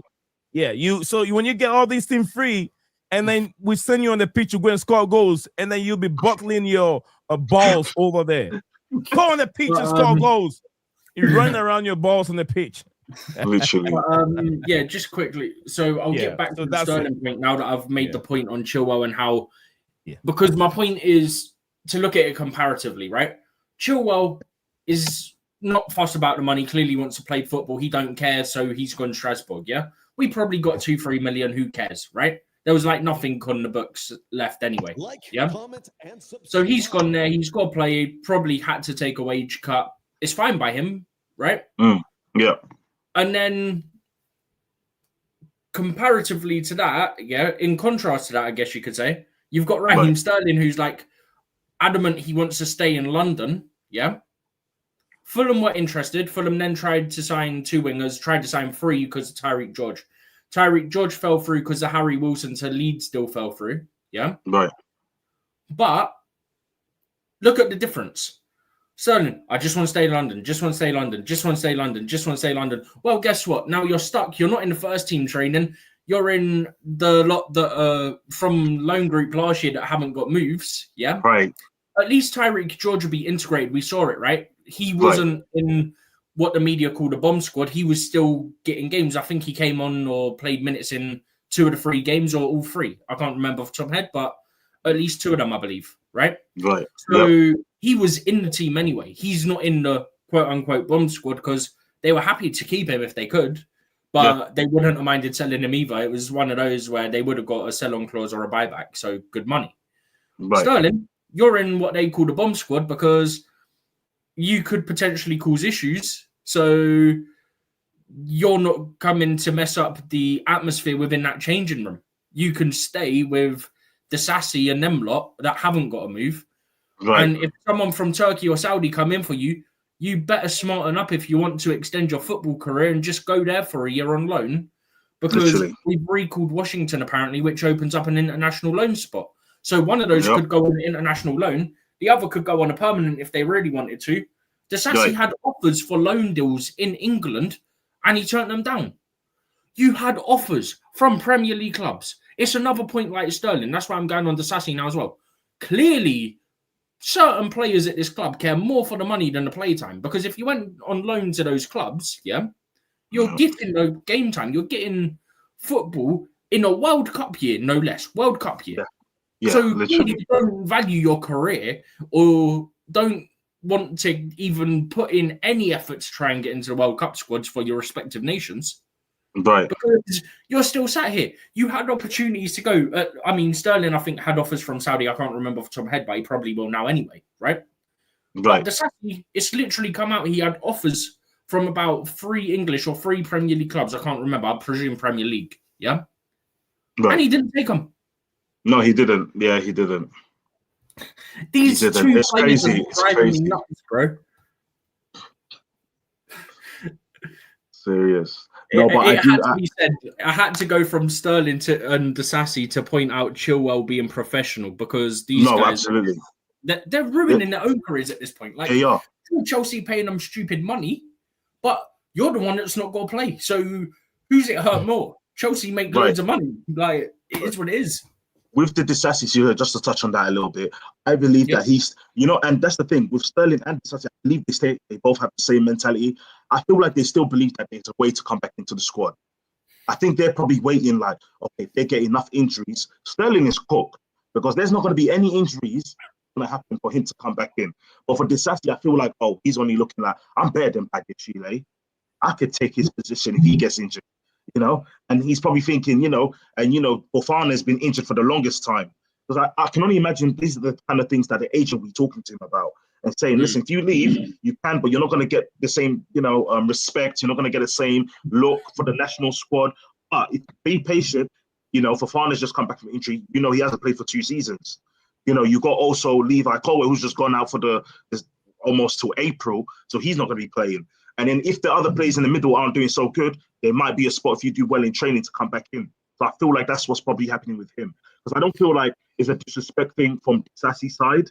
I think it's just more of a case of, if you leave Chelsea, where do you go next? Because I know Bournemouth was trying to get him before. Bournemouth was seriously trying to get him before, and then that turned down. And I just feel like if I was in Disasi's shoes, what would it be? Sterling says, yeah, I'll let me talk about that later. But that's all I was going to say on that, though, just a food for thought. No, just one quick thing as well, because the issue is, if they've been told that by their agents, their agents are dumber than I gave them credit for, because I think in the next couple of days, you have to submit your Premier League and your UEFA League, list, your A lists for UEFA. B list you can add to any time the day before kickoff. So you can have like 30 players on there if you want. Oh, Chelsea, you've got 60 players. Okay. Yeah, literally. But Premier League, I think it has to be done in the next couple of days because it's normally very soon after the window shuts. So if Disasi isn't on there and Sterling's not on there, they ain't playing until at least January. Cooked. Yep, cooked. Right.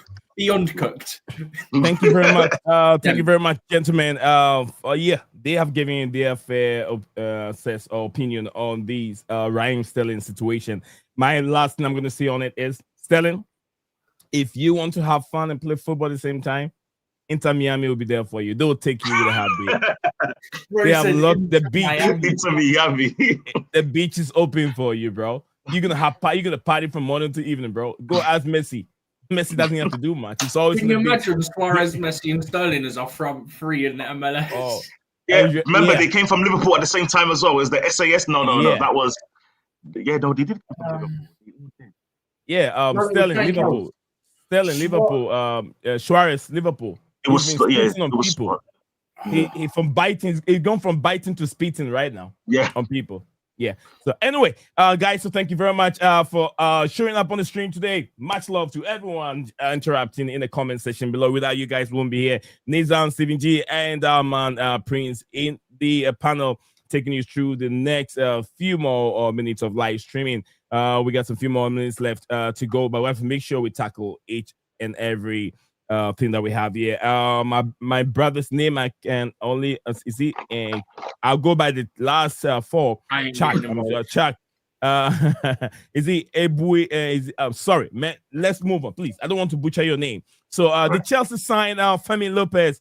No, Chelsea did not sign Femi Lopez. I read a few of the comments down there from my brother Rich Moneymaker, who feeds me with a lot of comments, a lot of news. He said reports are coming in. His personal contact are telling him that the owners were Barcelona were asking for a fee of 90 million, which definitely Chelsea will now do it. Definitely Chelsea will now do it. We didn't even want to pay an extra 5 million for Mike Minon.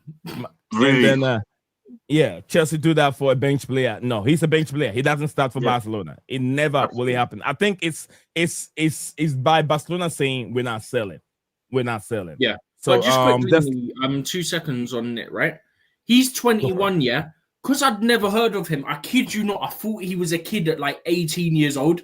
I was like, because normally when they're at Barca, you hear about them all the time, yeah? Yeah, no, thanks. Yeah, all the time. This isn't even to disrespect him. I'm not even joking. I'd never heard of this brother until about a week ago, yeah? Maybe 2 weeks ago. But my point is, normally when they're at Barca, you're like, oh, Fermin Lopez, oh, Lamine Yamal, like all this, like get bigged up as a young player, isn't it? Yeah, hi. Nothing. Absolutely zero. So I was like, oh, like, it must be a youngster. I looked it up the other day. It's like 21, 22. I was like, huh? Okay. Yeah, literally. I only know him because of FIFA. Oh, I've really never heard much about him until he was There being you go. linked. Then I went to watch videos That's of him. me. Till he's linked, nothing. But anyway, I'm going to take some few of these comments. Coming in, react to it. Whichever one guys want to react to it, you can write it down. So once I catch up, then you guys will react to it. CFC Gamer, big up to you, CFC Gamer. Yeah, everyone out there. Thank you. Appreciate it. Thank you. You guys are doing good out there. Yeah. CFC Gamer said Casado last 27 games plus rating in all those games. Those games. What was the plus rating? Okay, plus rating in all those games. World class, untouchable, fearless, aggressive, and consistent from CFC Gamer. Absolutely agree with you 100%. This is from I Want to Love You Forever. Personally, to JC, big up to JC, and I Want to love you forever. CFC Gamer said, Jacques Pedro Casedo, James Cucurella, Palmer, and Estavio will make us win the league. That is from him. I hope so. They're winners. Joao Pedro. I mean, I love the vibes from Joao Pedro. But anyway, CFC Gamer said hopefully Maraska plays Mac Gee. He gives him game time. Get him some game time from CFC Gamer. We are good at okay. This is from I Want to reply to JC. Rich Moneymaker said, big up lads, big up the app legends in there. We don't want Simmons because the coach didn't want him. The Sporting Director wanted Simmons, but I have been told we have some room for signing in January, according to my sources. Just like I said, January signing, definitely there could be some space for some players moving in and out. CFC Gamer said, I think the January transfer window will determine the outcome of Chelsea's season. Absolutely. Spot on. Will Mac, is he... Will McManio be available on free in January? If he doesn't sign an extension, you could do a pre-agreement for the summer. Sure. Yeah, I had something like that, but I don't know if he want to continue with AC Milan the rest of his career. I'm not so sure. He would love to try at least play in England. And look, CFC Gamer, let me tell you this and be truthful to you. Even if McManio is ready, he's not joining Chelsea. It's not about Sanchez. It's not about my love for Sanchez. It's about who they are getting ready or they're training for Chelsea for the next 5-6 years to come. It's Mark Penders. Mark Penders at Strasbourg right now. He is a player. Yeah, he is the player that fits the way we play. He is very good on the ball. His distribution are class. Passes are very, very good, and he is the guy coming in for Chelsea in the future. So I don't want to get your hopes high. I don't want to tell you Mark Manion will still not make it at Chelsea. The time for Chelsea to get him, that time is gone. They're looking for Mark Penders, and they trust in Robert Sanchez to the end of this season. So doesn't mean he's not going to make a mistake. He will, because it's human. All right, that is from CFC Gamer. Rich Moneymaker said that the coach wanted a Barcelona player, but Barcelona wanted over 90 million. We couldn't do it because of UEFA issues, which is absolutely true. Rich Moneymaker, we might put George in a list of the list to help us with UEFA. But we must the A list, yeah. Okay, to help us with UEFA. But we must grow our revenue. Absolutely spot on. The CFC Gamers of Liverpool not getting McGay is a huge advantage to Chelsea. The race for the title is now on. Maraska versus Arnold Slot. I've made it. That's what I made my prediction. It was Chelsea. I put Chelsea up and I put Liverpool second. I said it's going to be between Enzo Maraska and Liverpool. That's what I said. I had it the other way around. I had Liverpool and then Chelsea, if I remember rightly. You have Liverpool and Chelsea. I have Liverpool up and then Chelsea up and Liverpool down. I had Chelsea second or third. I can't remember. I think it was second. I think it was second. I think you have them a second. Okay, Chelsea, City, Arsenal, I think. While we're on the subject, what's your top five? Just say your top fives then. If I can remember what I put now, I have my top five as Chelsea, Liverpool, Arsenal, and Manchester City. Yeah, who's fifth? Fifth, I think. Fifth. Who did I put there? I can't remember who had a fifth. Okay. But I remember the four. Four is more common in my head. I can have it in my head, but I can't remember the one I had in the fifth place. We can do top four. Stephen, what about you? I believe my order was Liverpool, Chelsea, City, Arsenal. I believe it was. So, literally Liverpool, Chelsea, City, Arsenal. Okay. I actually had a different one. I had Chelsea, Man City, Liverpool, and then you know what? It's funny, but it is what it is. Everyone has their own opinions, and I actually have Man United going there. I thought you was going to say Tottenham. You got it all wrong, man. Tottenham. I just don't believe that. What's his name? Frank. I don't think he's gonna do it all in one season. I just don't. I just don't believe he's ready to be top four yet with Tottenham at this point.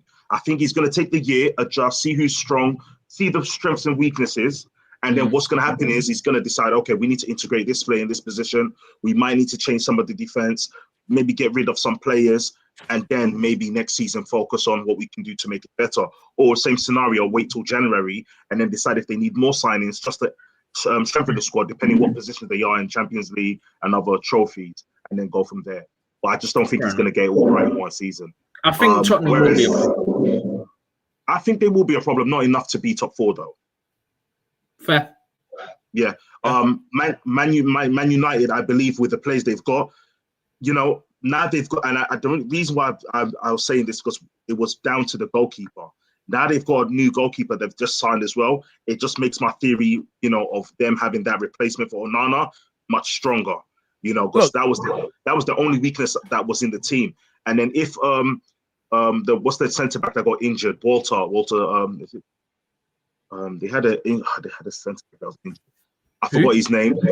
You know, Manchester United had that centre back that was injured last season. The Argentinian guy. It begins with that. Oh, Martinez.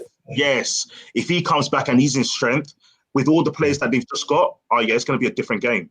It's going to be a different game. Prince, the question is the formation suiting these players? Do they have that players to execute the three in the back formation? To me, they don't. You can't rely Dallo, what's his name? Is it Dallo, right? Yeah, Dallo to do that overlapping in that three in the back. It doesn't work for him. And this is what I said though, but it really comes down to having Martinez back. Okay. With Martinez, he won't really have to do it too much because he's a beast defender. He is. Martinez is a beast defender. He's aggressive. Not in the air. He's a midget. Okay, touche. You got that one. Yeah, no, thanks. Maguire is good in the air. Harry Maguire is good. See, no matter how they downplay Harry Maguire, I love that player. He would do a service for you. Although he's not a world class, he would even. Can you imagine? Your manager brings him. Not your manager. Sorry.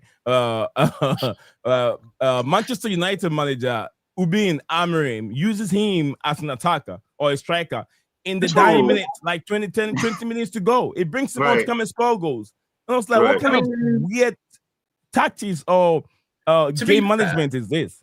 To be fair, if you're 1-0 down, and you need height. Bear in mind they got Sesko now, so they have got more height up front. But before that, I kind of see the point because John Terry used to do it at times if we were losing, and he'd just be up in the box and just bang crosses it. Like, looking for goals. You're a tall player. Go ahead. Feel free. Go get on it. I think he's done quite well. It's just that he hasn't found love the ball having found in the back of the net, but he's done quite well when they send him in. I love him. I love Maguire. I know he doesn't get all those praises like the others, but with that big head, man, he does a lot of stuff. I'll say it will do danger to you. Don't count sleep on Harry Maguire. He will. Sterling, big up to you, Sterling. Timon says Sterling just doesn't want to move house at this point. It's not about moving house. It's professional football. You're not going to be in the same place forever. There are people moving from Middle East. We're saying he wants to stay in London. So if he's staying in London, he's not moving house. Okay. Yeah, all right. Big up to you to Diamond. Diamond, thank you very much for all your comments. Keep it coming. Big up to everyone here from Diamond. All right. It says seems is it because Simmons? of rich moneymakers put Xavi Sims instead of Simmons. Oh, okay. Xavi, yeah, when he says Simmons, but when he says Sims, I understand what he means. Yeah, Xavi Simmons. So big up to my brother. Says, how do you guys see our game against Bayern Munich? Or will Jackson play against us? Don't worry, he will play against us. Definitely, That's like he's not 2 a player. weeks away. I'm not thinking that far ahead. He will score against us too. Don't be surprised. He will score against us. Hey, Neil, what former players score against us, bro? Yeah, JC said when the right time comes, Sanchez will collect money bags and will be replaced by next generation of hopeful penders from him.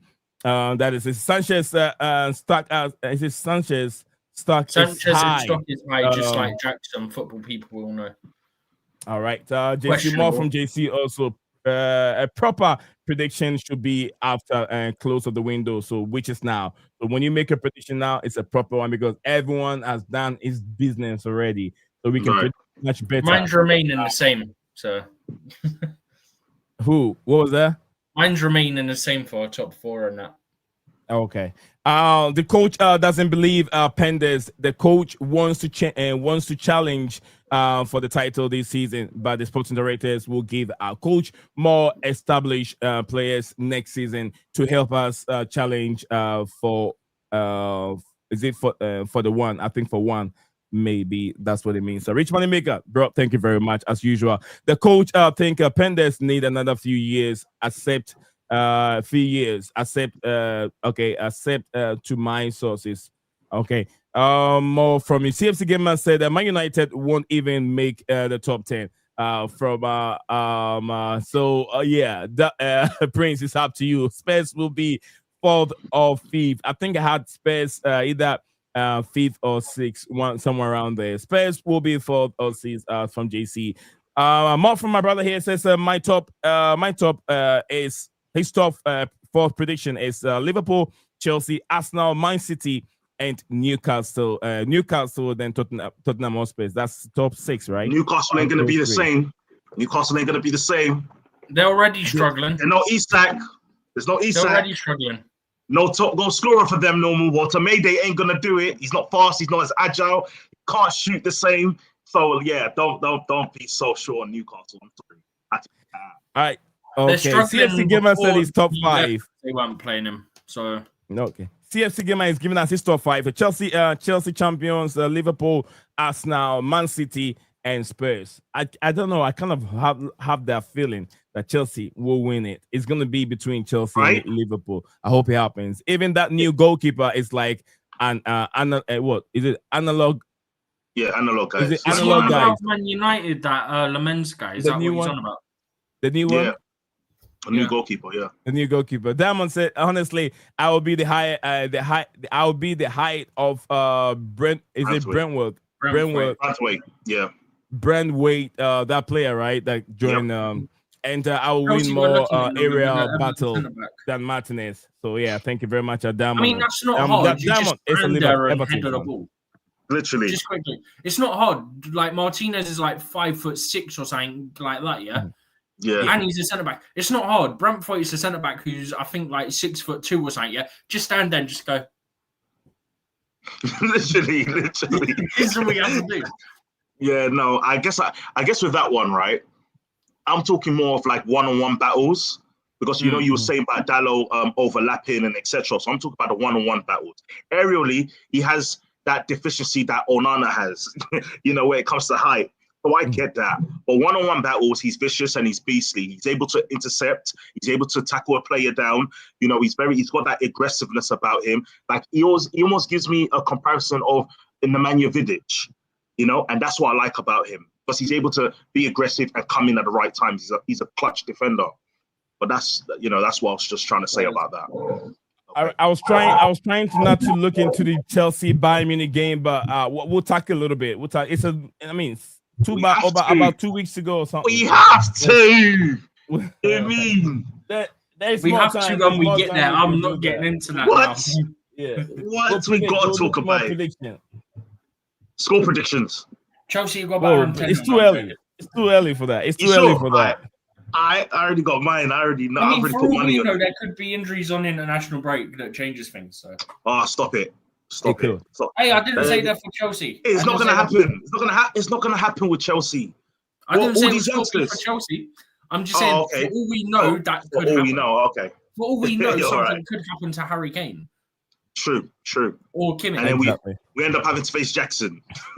All right, so guys, so we just have one more thing: the transfer spending by position to go through it. I want to catch up with this real quick. Then we can all hop off and then enjoy the rest of our day wherever we are. Diamond said Maguire has danger. Maguire has Danger on danger on Onani. End up in an own goal. That's Diamond. Well, it says, well, if he wants to stay in London, it's probably the fact that he doesn't want to move houses, which is true from what he's saying. I don't know if it's true, but it makes a lot of sense. Richmond Maker, thank you very much. He said that Man United goalkeeper isn't good with corners. By it's been won. This new one, the men's guy. Yeah, absolutely. I've seen the videos. Okay. He looks a mess. Diamond said this player is 5 feet. 6'5". Yeah. Mad. Yeah, then he definitely don't need to jump if he's challenging Martinez. Yeah, he doesn't have to challenge. He doesn't have to jump to challenge Martinez. Martinez is the height just of like Eden Hazard. All right.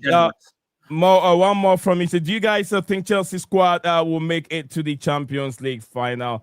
I wouldn't say finals, but I think that the squad is good enough to make it to the quarter to the semifinals. Yeah, that's what I've got. Quarters or semifinals is what I've got. Yeah, Chelsea will make it to the final. Once we get to the quarterfinals, we take it game by game. Remember, if we get to the quarterfinals and we play Benfica or we play any Portuguese team, Benfica in the Chelsea league, will win it. We've got to battle them again. Yeah, if we play Sporting CP, if we play Benfica, any of the quarterfinals, semifinals, it means that the Portuguese omen is happening again. And I made a video about it, that anytime we play Portuguese team in the quarter or semi, Chelsea wins the Champions League. We did the same thing in the 2012. We did the same thing the time we won. I'm not sure, I forgot the exact year when we won that first Europa League. That was the next year, 2013. We beat Benfica in the final. Exactly. So it is coming again, brothers. Just quickly, the final of the Champions League this year is at the Puskás Arena in Budapest, Hungary. Yeah. Oh. Maybe. All right. Chelsea defenders are stronger than Bayern Munich defenders. Hopefully, we can do that. It's all about the ball playing thing. Puskás Arena in Budapest, Hungary. Absolutely. We'll be there. We'll be there. As I got it up on my screen. Diamond said, Puskás Arena. Yeah. That's from Diamond. Diamond, thank you very much for that information. But guys, you guys want to react to any of the questions, any of the comments? I think everything was good. Not any of that. I do quickly want to say, on Sky Sports, they've got a page to do with like who's the winners of the window in the Premier League all this year, and you can vote 1 to 5. So 1% gave Chelsea 1%. 1 is poor window, 2 is below average, 3 is okay, 4 is very good, 5 is perfect. 4% gave Chelsea poor, 4% gave below average, 27% gave okay. 53%, which is where I went, gave very good, and then 12% gave perfect window. I don't think you could call it perfect window, but I think very good is like fair. But 4% giving it a 1 or a 2 out of 5 is ridiculous.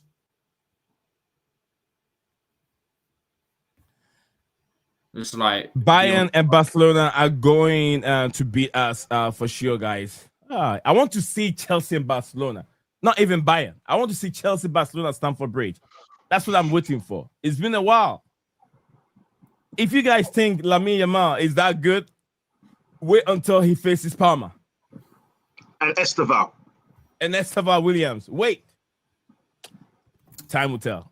I don't want to get into it, but time will tell. All right, Diamond, thank you very much for it. Bayern Munich are going to be Chelsea. Okay, one more from Diamond. Hey, everyone also, thought that PSG will go batter Chelsea in the final of the Club World Cup. Thank you very much. Everybody said PSG's defense is better than Chelsea's. What happened? Everybody said PSG's beating every big team in the world this year. What happened? And this is exactly why I said we have a chance of winning the Champions League, because we went 2 finals back-to-back and won. We still had to play all these other teams and still won in the final. We did the same thing in the Club World Cup and we won the final. So if you have that same mentality now, it shouldn't be different. Because if we can go to the Club World Cup, yes, there wasn't a lot of big teams as we have to face in the Champions League, but it's still the same type of format, and we still had to go and beat the odds, and we got to the final and beat the better odds. So, the Champions League is the same thing. We just need to get to that quarterfinal, semi-final, and, find out what's happening from there on. Wow. If Messi advised Garnacho to join Chelsea, that is something, because I know there's a lot of statements and rumors out there that Alejandro Garnacho has a problem with what's his name, Messi. So if Messi advised him, I don't believe that. That's a rumor. It's something like his favorite players, Ronaldo. It's Cristiano Ronaldo. Yeah. So him and Messi, you can see that on TV that they don't have a good relationship. No way Messi. Now it's not possible. Well, Messi, you can't force people to like you, Messi. If he likes Ronaldo, you have to understand that he plays with Ronaldo. But the thing is, I doubt Messi's that petty. All right. So guys, we literally got some 10 more minutes to wrap up the show today. 10 more minutes, and we want to wrap the show up with the transfer spending by position. Premier League clubs in the summer 2025. This is where they spend most of their money, and the table is they spend more of their money on forward attacking players, players. They spend 1.92 billion. 1.92 billion on only forward players. Then the midfield, they spend 455.1 million on the midfield.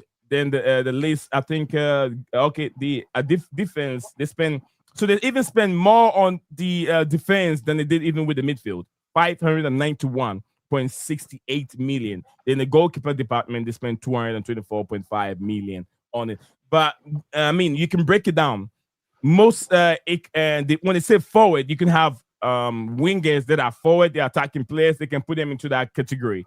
You get what I'm saying? Most of the midfielders will be ranging between maybe DM, attacking defenders, and maybe counter-attacking midfielders. But most of the forward include the left wing, right wing, strikers, players like that. So that could be the reason why they spend so much money on that department. What you guys saying on it? Does it mean that Premier League has a lot of offensive players or attacking players? It don't mean there's a lot. It means that they spend more on it. Quality-wise, not just spending play, but quality-wise. Quality-wise, yeah. Replacements, it goes into all that category, yeah. Very interesting. All right, people watching this. Go ahead.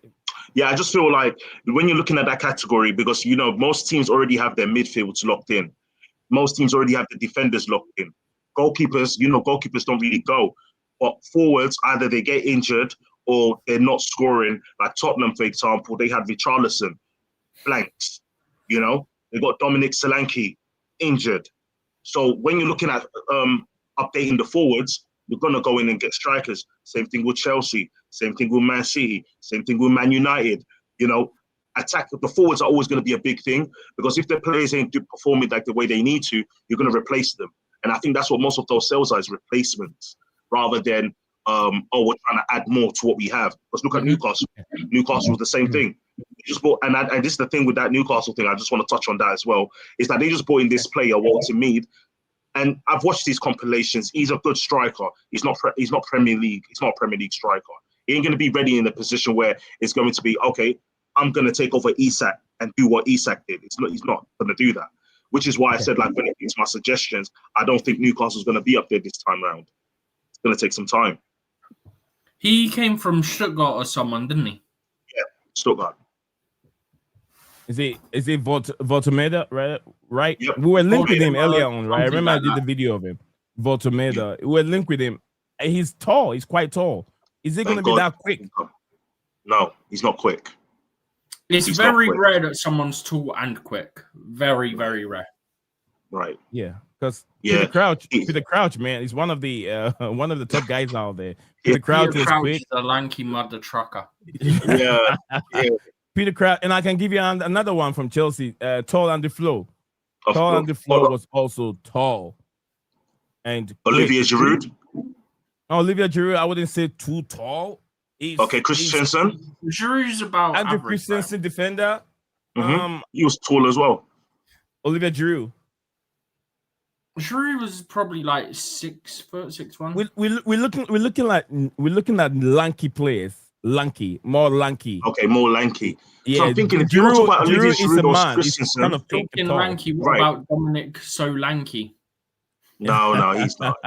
No, he's just saying the name. I'm not saying he is lanky. I just met the yeah. name of Solanke. We talk about Peter Crouch. Peter Makes Crouch. sense. Yeah, Crouch was like 6 foot. Is like 6'7" or something stupid. And skinny. Right, yeah, and skinny. And do you guys agree with the Tour de Flow, Chelsea ex player? Andre On the flow, tall, lanky. It wasn't well built. It's lanky and tall. But on the floor, you can check him out. I don't know any other. I know who he is. I'm just checking his height. I don't know who any other. Hey, what about you guys are missing one? He was tall, but then a little bit thicker. Liverpool, wine tester. He liked wine a lot. He tests wine for people when the wine is ready. New wine in the market. He will test it for you. Guys, come on. The name. Liverpool ponytail. What position? Striker. What country? Liverpool. UK. No, English where national was he team. from? Andy Carroll. Oh, him. Yes, Andy Carroll. Yeah, He he plays was in tall. non-league now, by the way. Do what? He plays in non-league. He's in like National League South or Yeah, something. he just joined. Yeah, I'm not talking too long about ago. his English. I'm talking about English. English. No, Tall, I tall thought and lanky. when I said where's he Okay. from, I thought you meant like England is in Liverpool. He played for Liverpool type thing. That's why I was going, no, country. Oh, okay. Yeah, I say UK, England. Yeah, he's But 6'4". Liverpool. He's 6'4". Yeah. So is tall. Andrew Flo. He's about 6'4" as well. Yeah. Oh, yeah, so facts. Crouch is the tallest, right? Yeah, Yeah, Crouch is it like looks like it. 6'70". Genuinely, he's like 6'4". What is that? What about before we wrap up, guys? We still got 4 minutes. We just chatting a little bit here. What about this guy?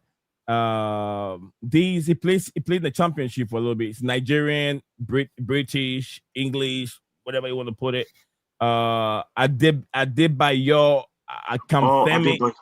Akinfenwa, muscle man. How tall was he? I know he was very tall. Adebayo Akinfenwa. Yeah, Adebayo Akinfenwa. Bald-headed, big guy. He's got the body of a footballer.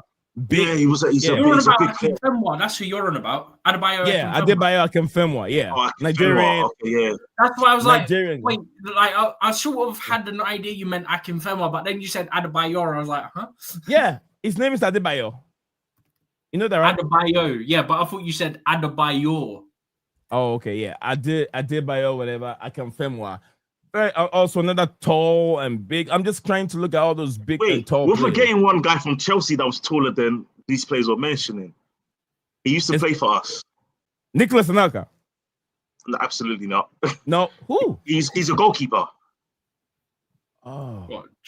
Check. no, we're looking at. I'm more looking at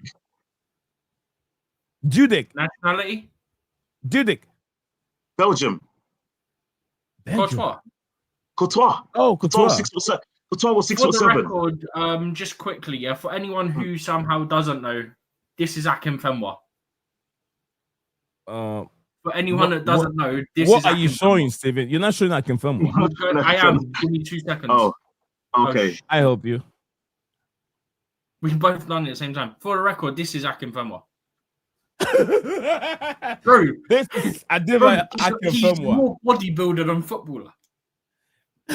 He is like a football player, or maybe what do you call it? A rugby player, bodybuilder. He doesn't This still guy play was playing anymore, the right? championship. He doesn't play anymore. He's like No, he's 39. retired now. He's retired. He played like one friendly for like #United, but because of the types of pitches in that level, he couldn't do it because his knees. Yeah, he retired. I think 2 seasons ago. He played in the championship. You've seen the size of him. I'm not surprised his knees are killing him. He's built like a brick house. Right. Yeah, I just thought for anyone who didn't know, I'd quickly get that up because I know there's people. Cole Palmer, leave the boy alone. We all do the same thing. Can I also just point out, Nee, you can say stop posting on Instagram and talking is enough, yeah? Can we also point out we're in international window? It's not like he's got to get ready for a match tomorrow or anything. Yeah, Cole Palmer. Leave him alone. Leave him alone. International break. He's with Argentina right now for international. No, he was not even called. No, he wasn't called up. So Cole Palmer, can this guy post? This guy can't smoke. He can't vape. He can't eat. He can't do anything. Fair, you shouldn't be smoking or vaping as a professional footballer. Or they do it. They do it. You shouldn't. You shouldn't. You shouldn't. But they all do it. They do. Vaping's actually doing worse for you than smoking. Some are even smoking that green thing. I can't say the name. Yeah. Yeah, they do smoke that green thing, and I know when they get checked, it's drug enhancement. Although you smoke, it's drug enhancement. Mm-hmm. You get unless you've been prescribed from the doctor to smoke that, then that's fine. But yeah. Mm-hmm. So let me ask you guys one question. This is something I think we can touch on. Modric. Where do we stand with Woodbridge? What do you guys? What's your preferences and how do you feel about it? And do you think he's coming back? I think should I go in, Steven? Let me start. Modric situation right now, football is out of the picture for now, but he has to keep himself going. I don't know if he's allowed to play in Olympics, running, athletics. If that can. The reason why I'm saying it, there is a report.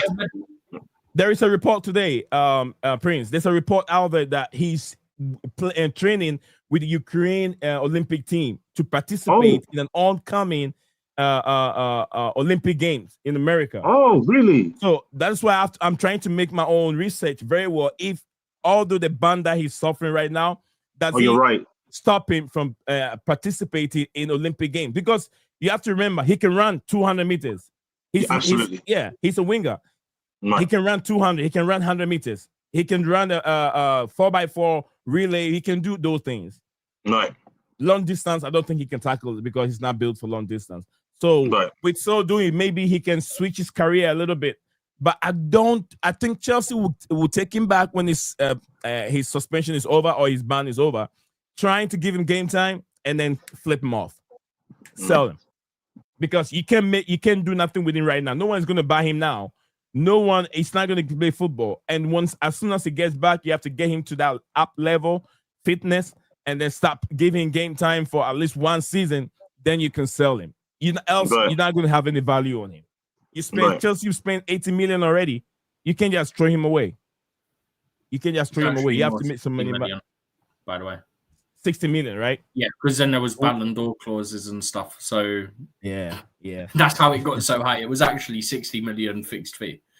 Just quickly to answer that, it also depends, because at the moment we don't know the specific length of ban. We just know he's been charged and banned.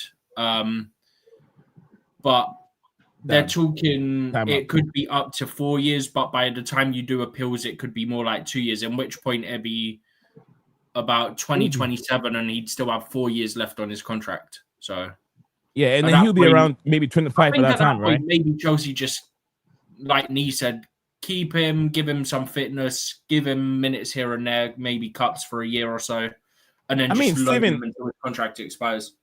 Yeah, if at that time and you give him game time and he's getting better, there's always a new life for everyone. Worst case scenario, just loan him until he's got barely nothing on the books and you can flip him. Yeah, you can do that. If his game is up where you can benefit from him, then you can just use him. If not, then you find something to do with him. There's so many things these sporting directors can do with these with Mikhailo Modric. So guys, this is where we're gonna end. Draw the curtains. It's been a very wonderful stream. You guys in the chat there has been incredible, amazing people. The interaction there. My brother, where I'm finding it difficult to pronounce his name or say his name. AA. I'm gonna make it short. AA.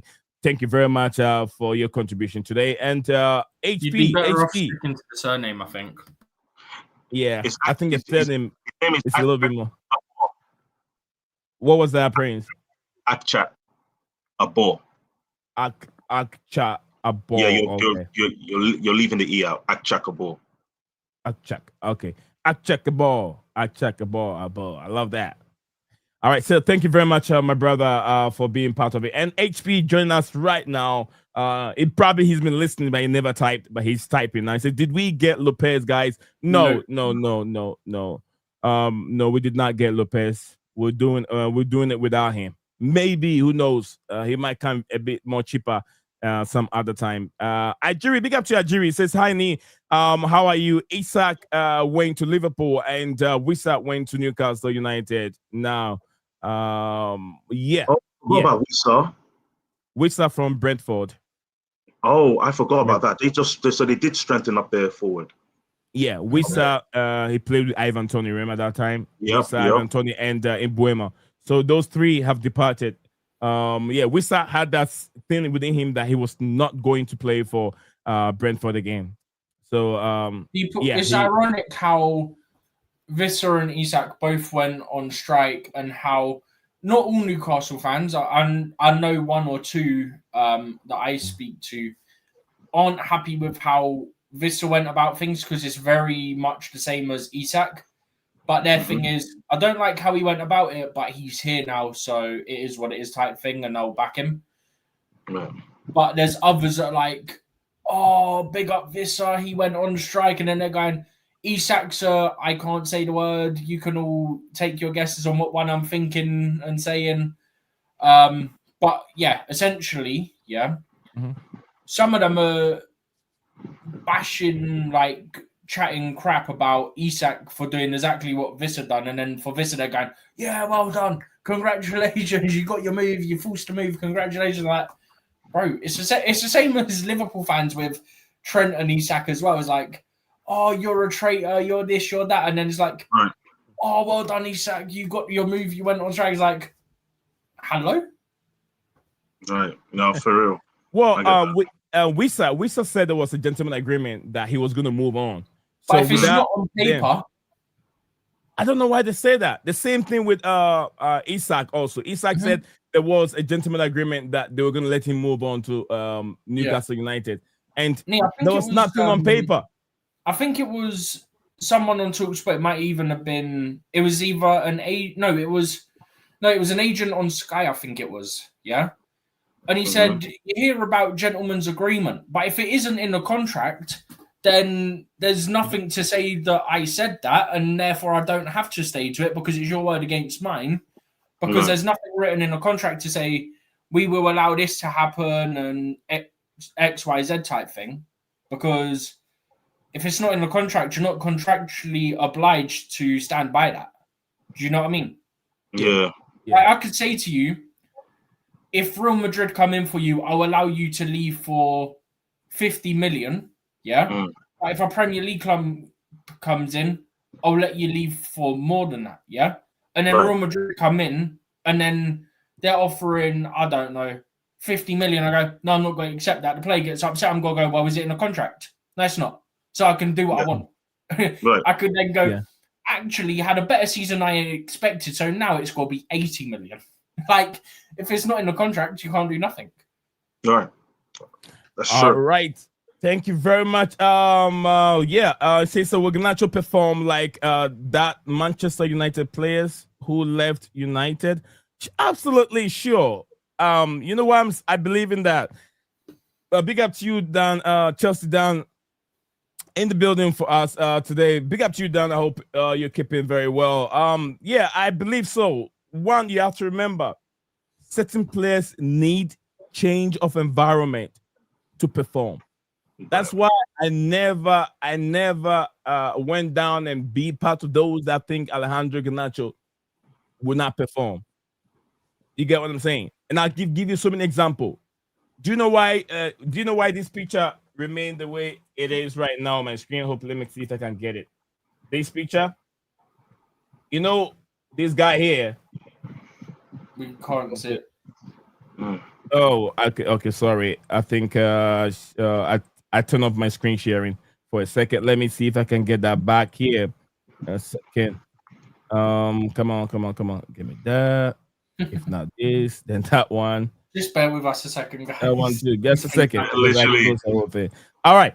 If you guys are seeing here, this is an outcast. That is guy over there. Can you tell me who this is? If you guys are watching, the guy with the goat head. Yeah, we all know who that is. This is Anthony. This is a guy that no one wants to do anything with him at Manchester United. He was part of the bomb squad, the what's it called? The quarantine bomb squad. He's one of them. Well, they loaned him out to Betis last year. Yeah, he's now seen in Spain as the god of Betis, god of football, the GOAT himself. That is Anthony. You get so a lot of players of Sanchez is one of them. Not Sancho. Sancho is one of them. Not Sanchez. Sancho. This guy is also one of them. So it's almost all the players when they move up from the culture or that environment from Manchester United, they go on to become good players. Look, McTominay. McTominay is now nominated as a Ballon d'Or winner. Yeah, McTominay. That is hilarious. It is. Steven will tell you, I always love McTominay. Yeah. Steven will tell you, he never liked him. Funny, you know, in the qualifying for the Euros that happened a year ago now, yeah? Yeah. You know, in the qualifiers for that, he was the top goal scorer in qualification. Did you know that?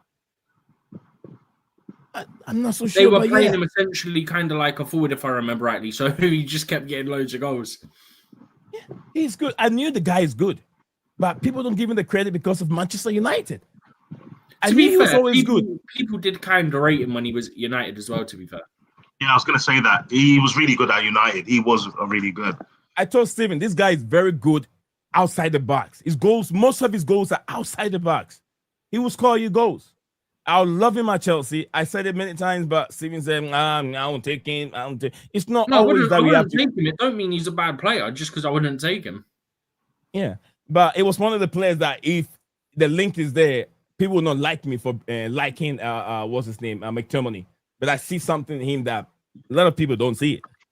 All right, Chelsea Dan, big up to you. It says, which one is it? I think I left the first one here. It says, the sporting directors are the West shopping spring now. David Washington back at Chelsea now. McGee says, McGee now angry.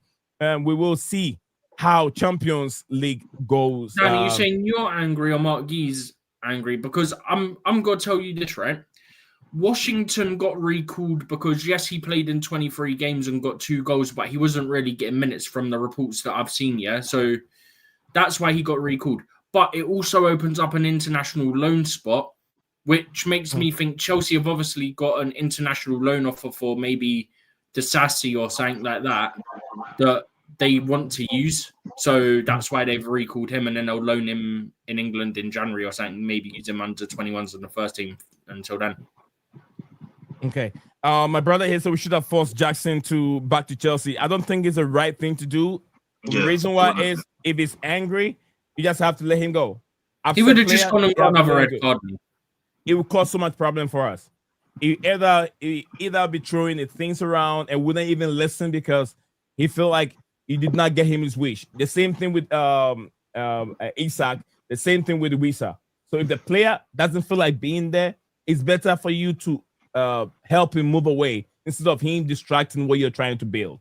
You get what I'm saying? So it's better you did not call him back. It says, see Jimmy Carragher doing my head and slagging Chelsea off, saying we don't have the quality in the squad. In my in a way, he says we don't have experience in like Liverpool and Arsenal, and Man City says Man City and say is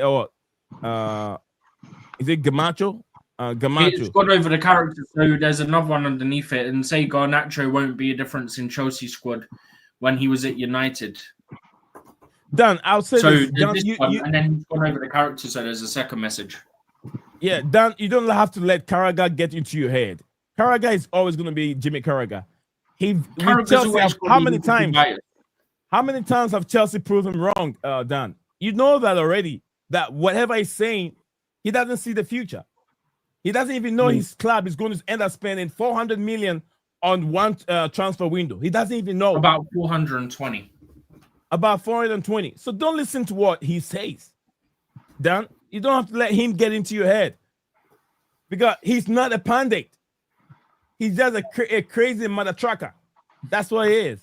Don't listen to Carragher, okay? Don't listen to that. The only thing that needs to be said about Carragher, yeah, is like I said in a tweet I put out yesterday, yeah.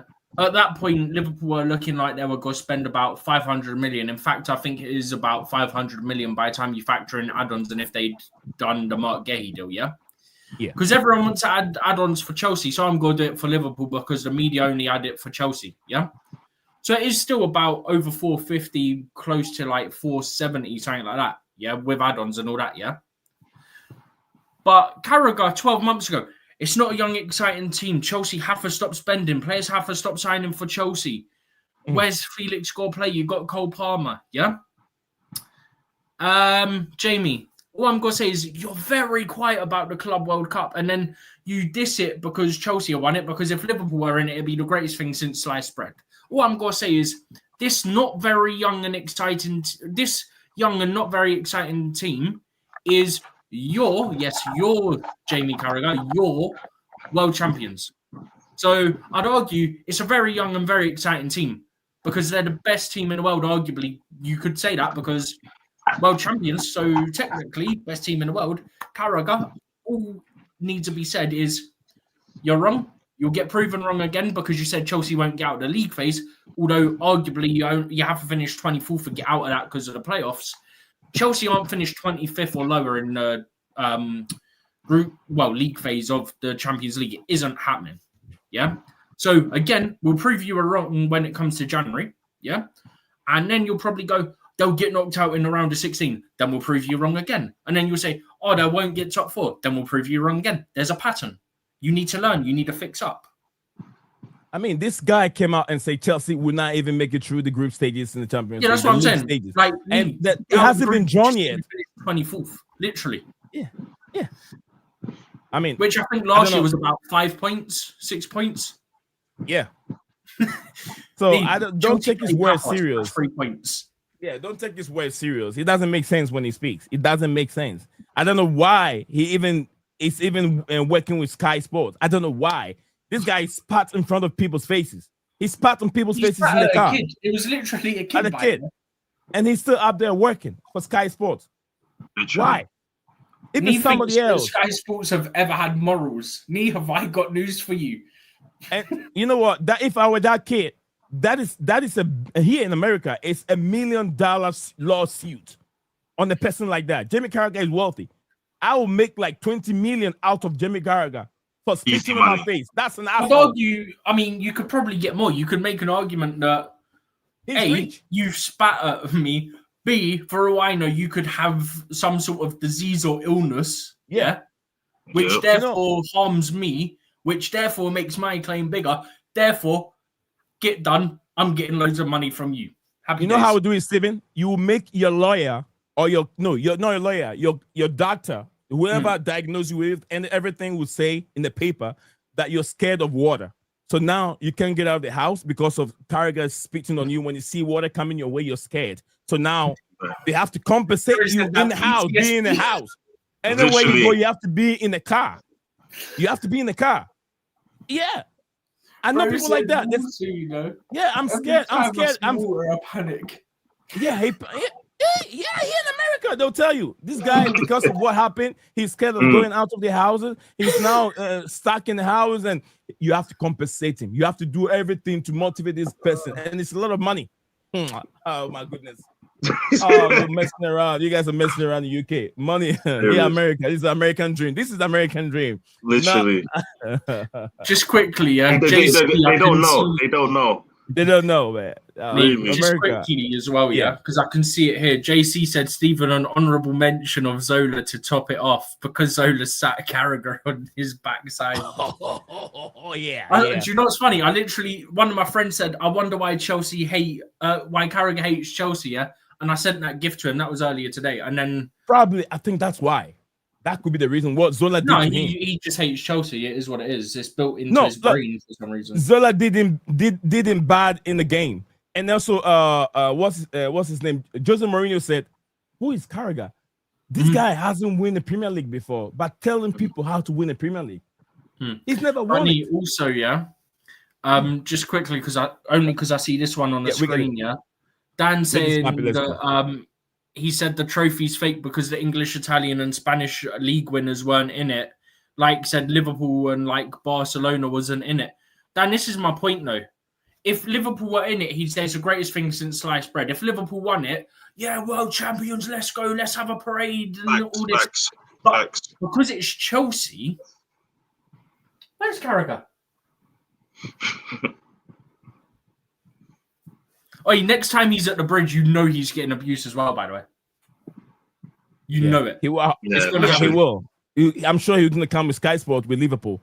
Yeah, literally. You know the exact word they're going to use. And I'm not going to say the word. I'm going to say it in a way that means that you can put two and two together, right?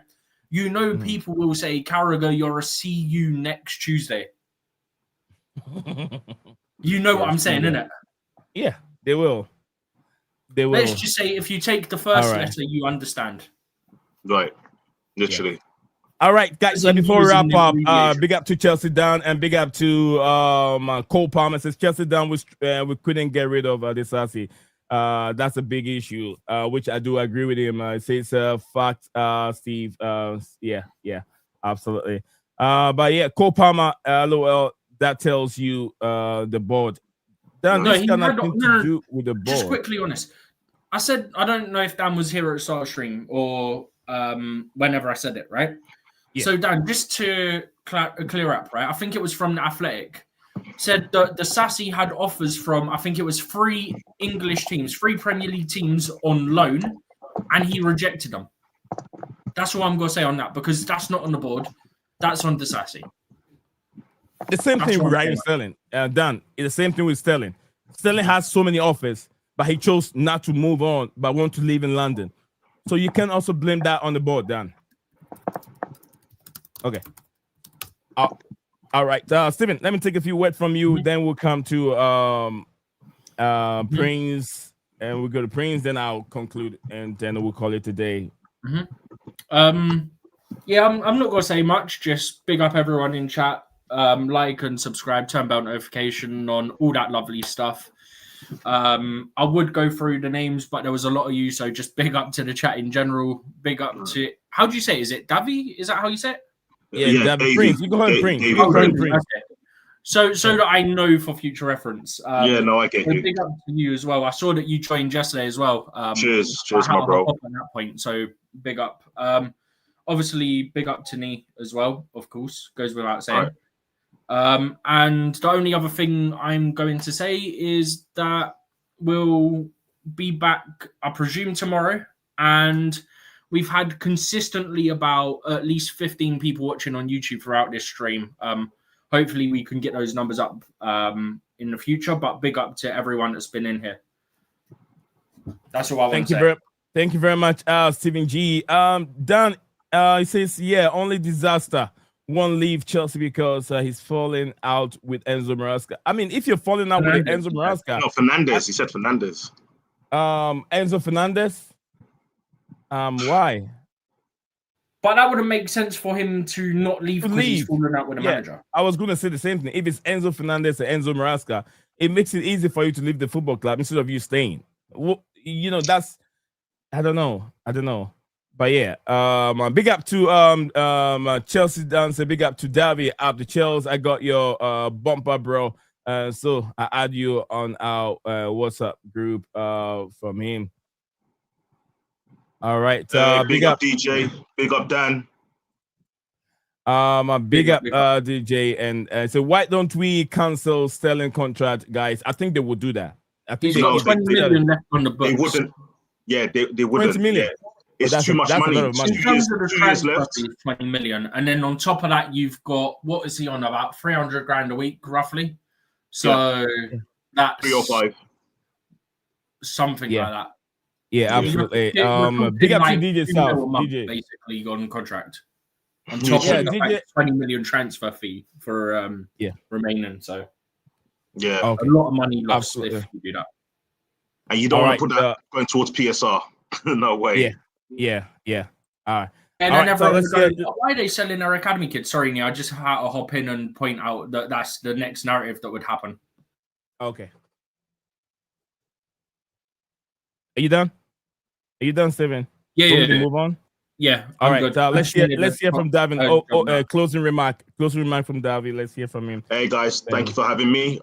Thank you to the panel for everyone that's joined and actually asked questions and got their comments going. Keep it up. Definitely likes, subscribe, and share this to your friends and other people so they can get the numbers up on the panel, of course. You guys have a nice rest of your day. All right. Cheers. Thank you very much, Prince. Thank you very much. And everyone watching this live, I want to say thank you very much.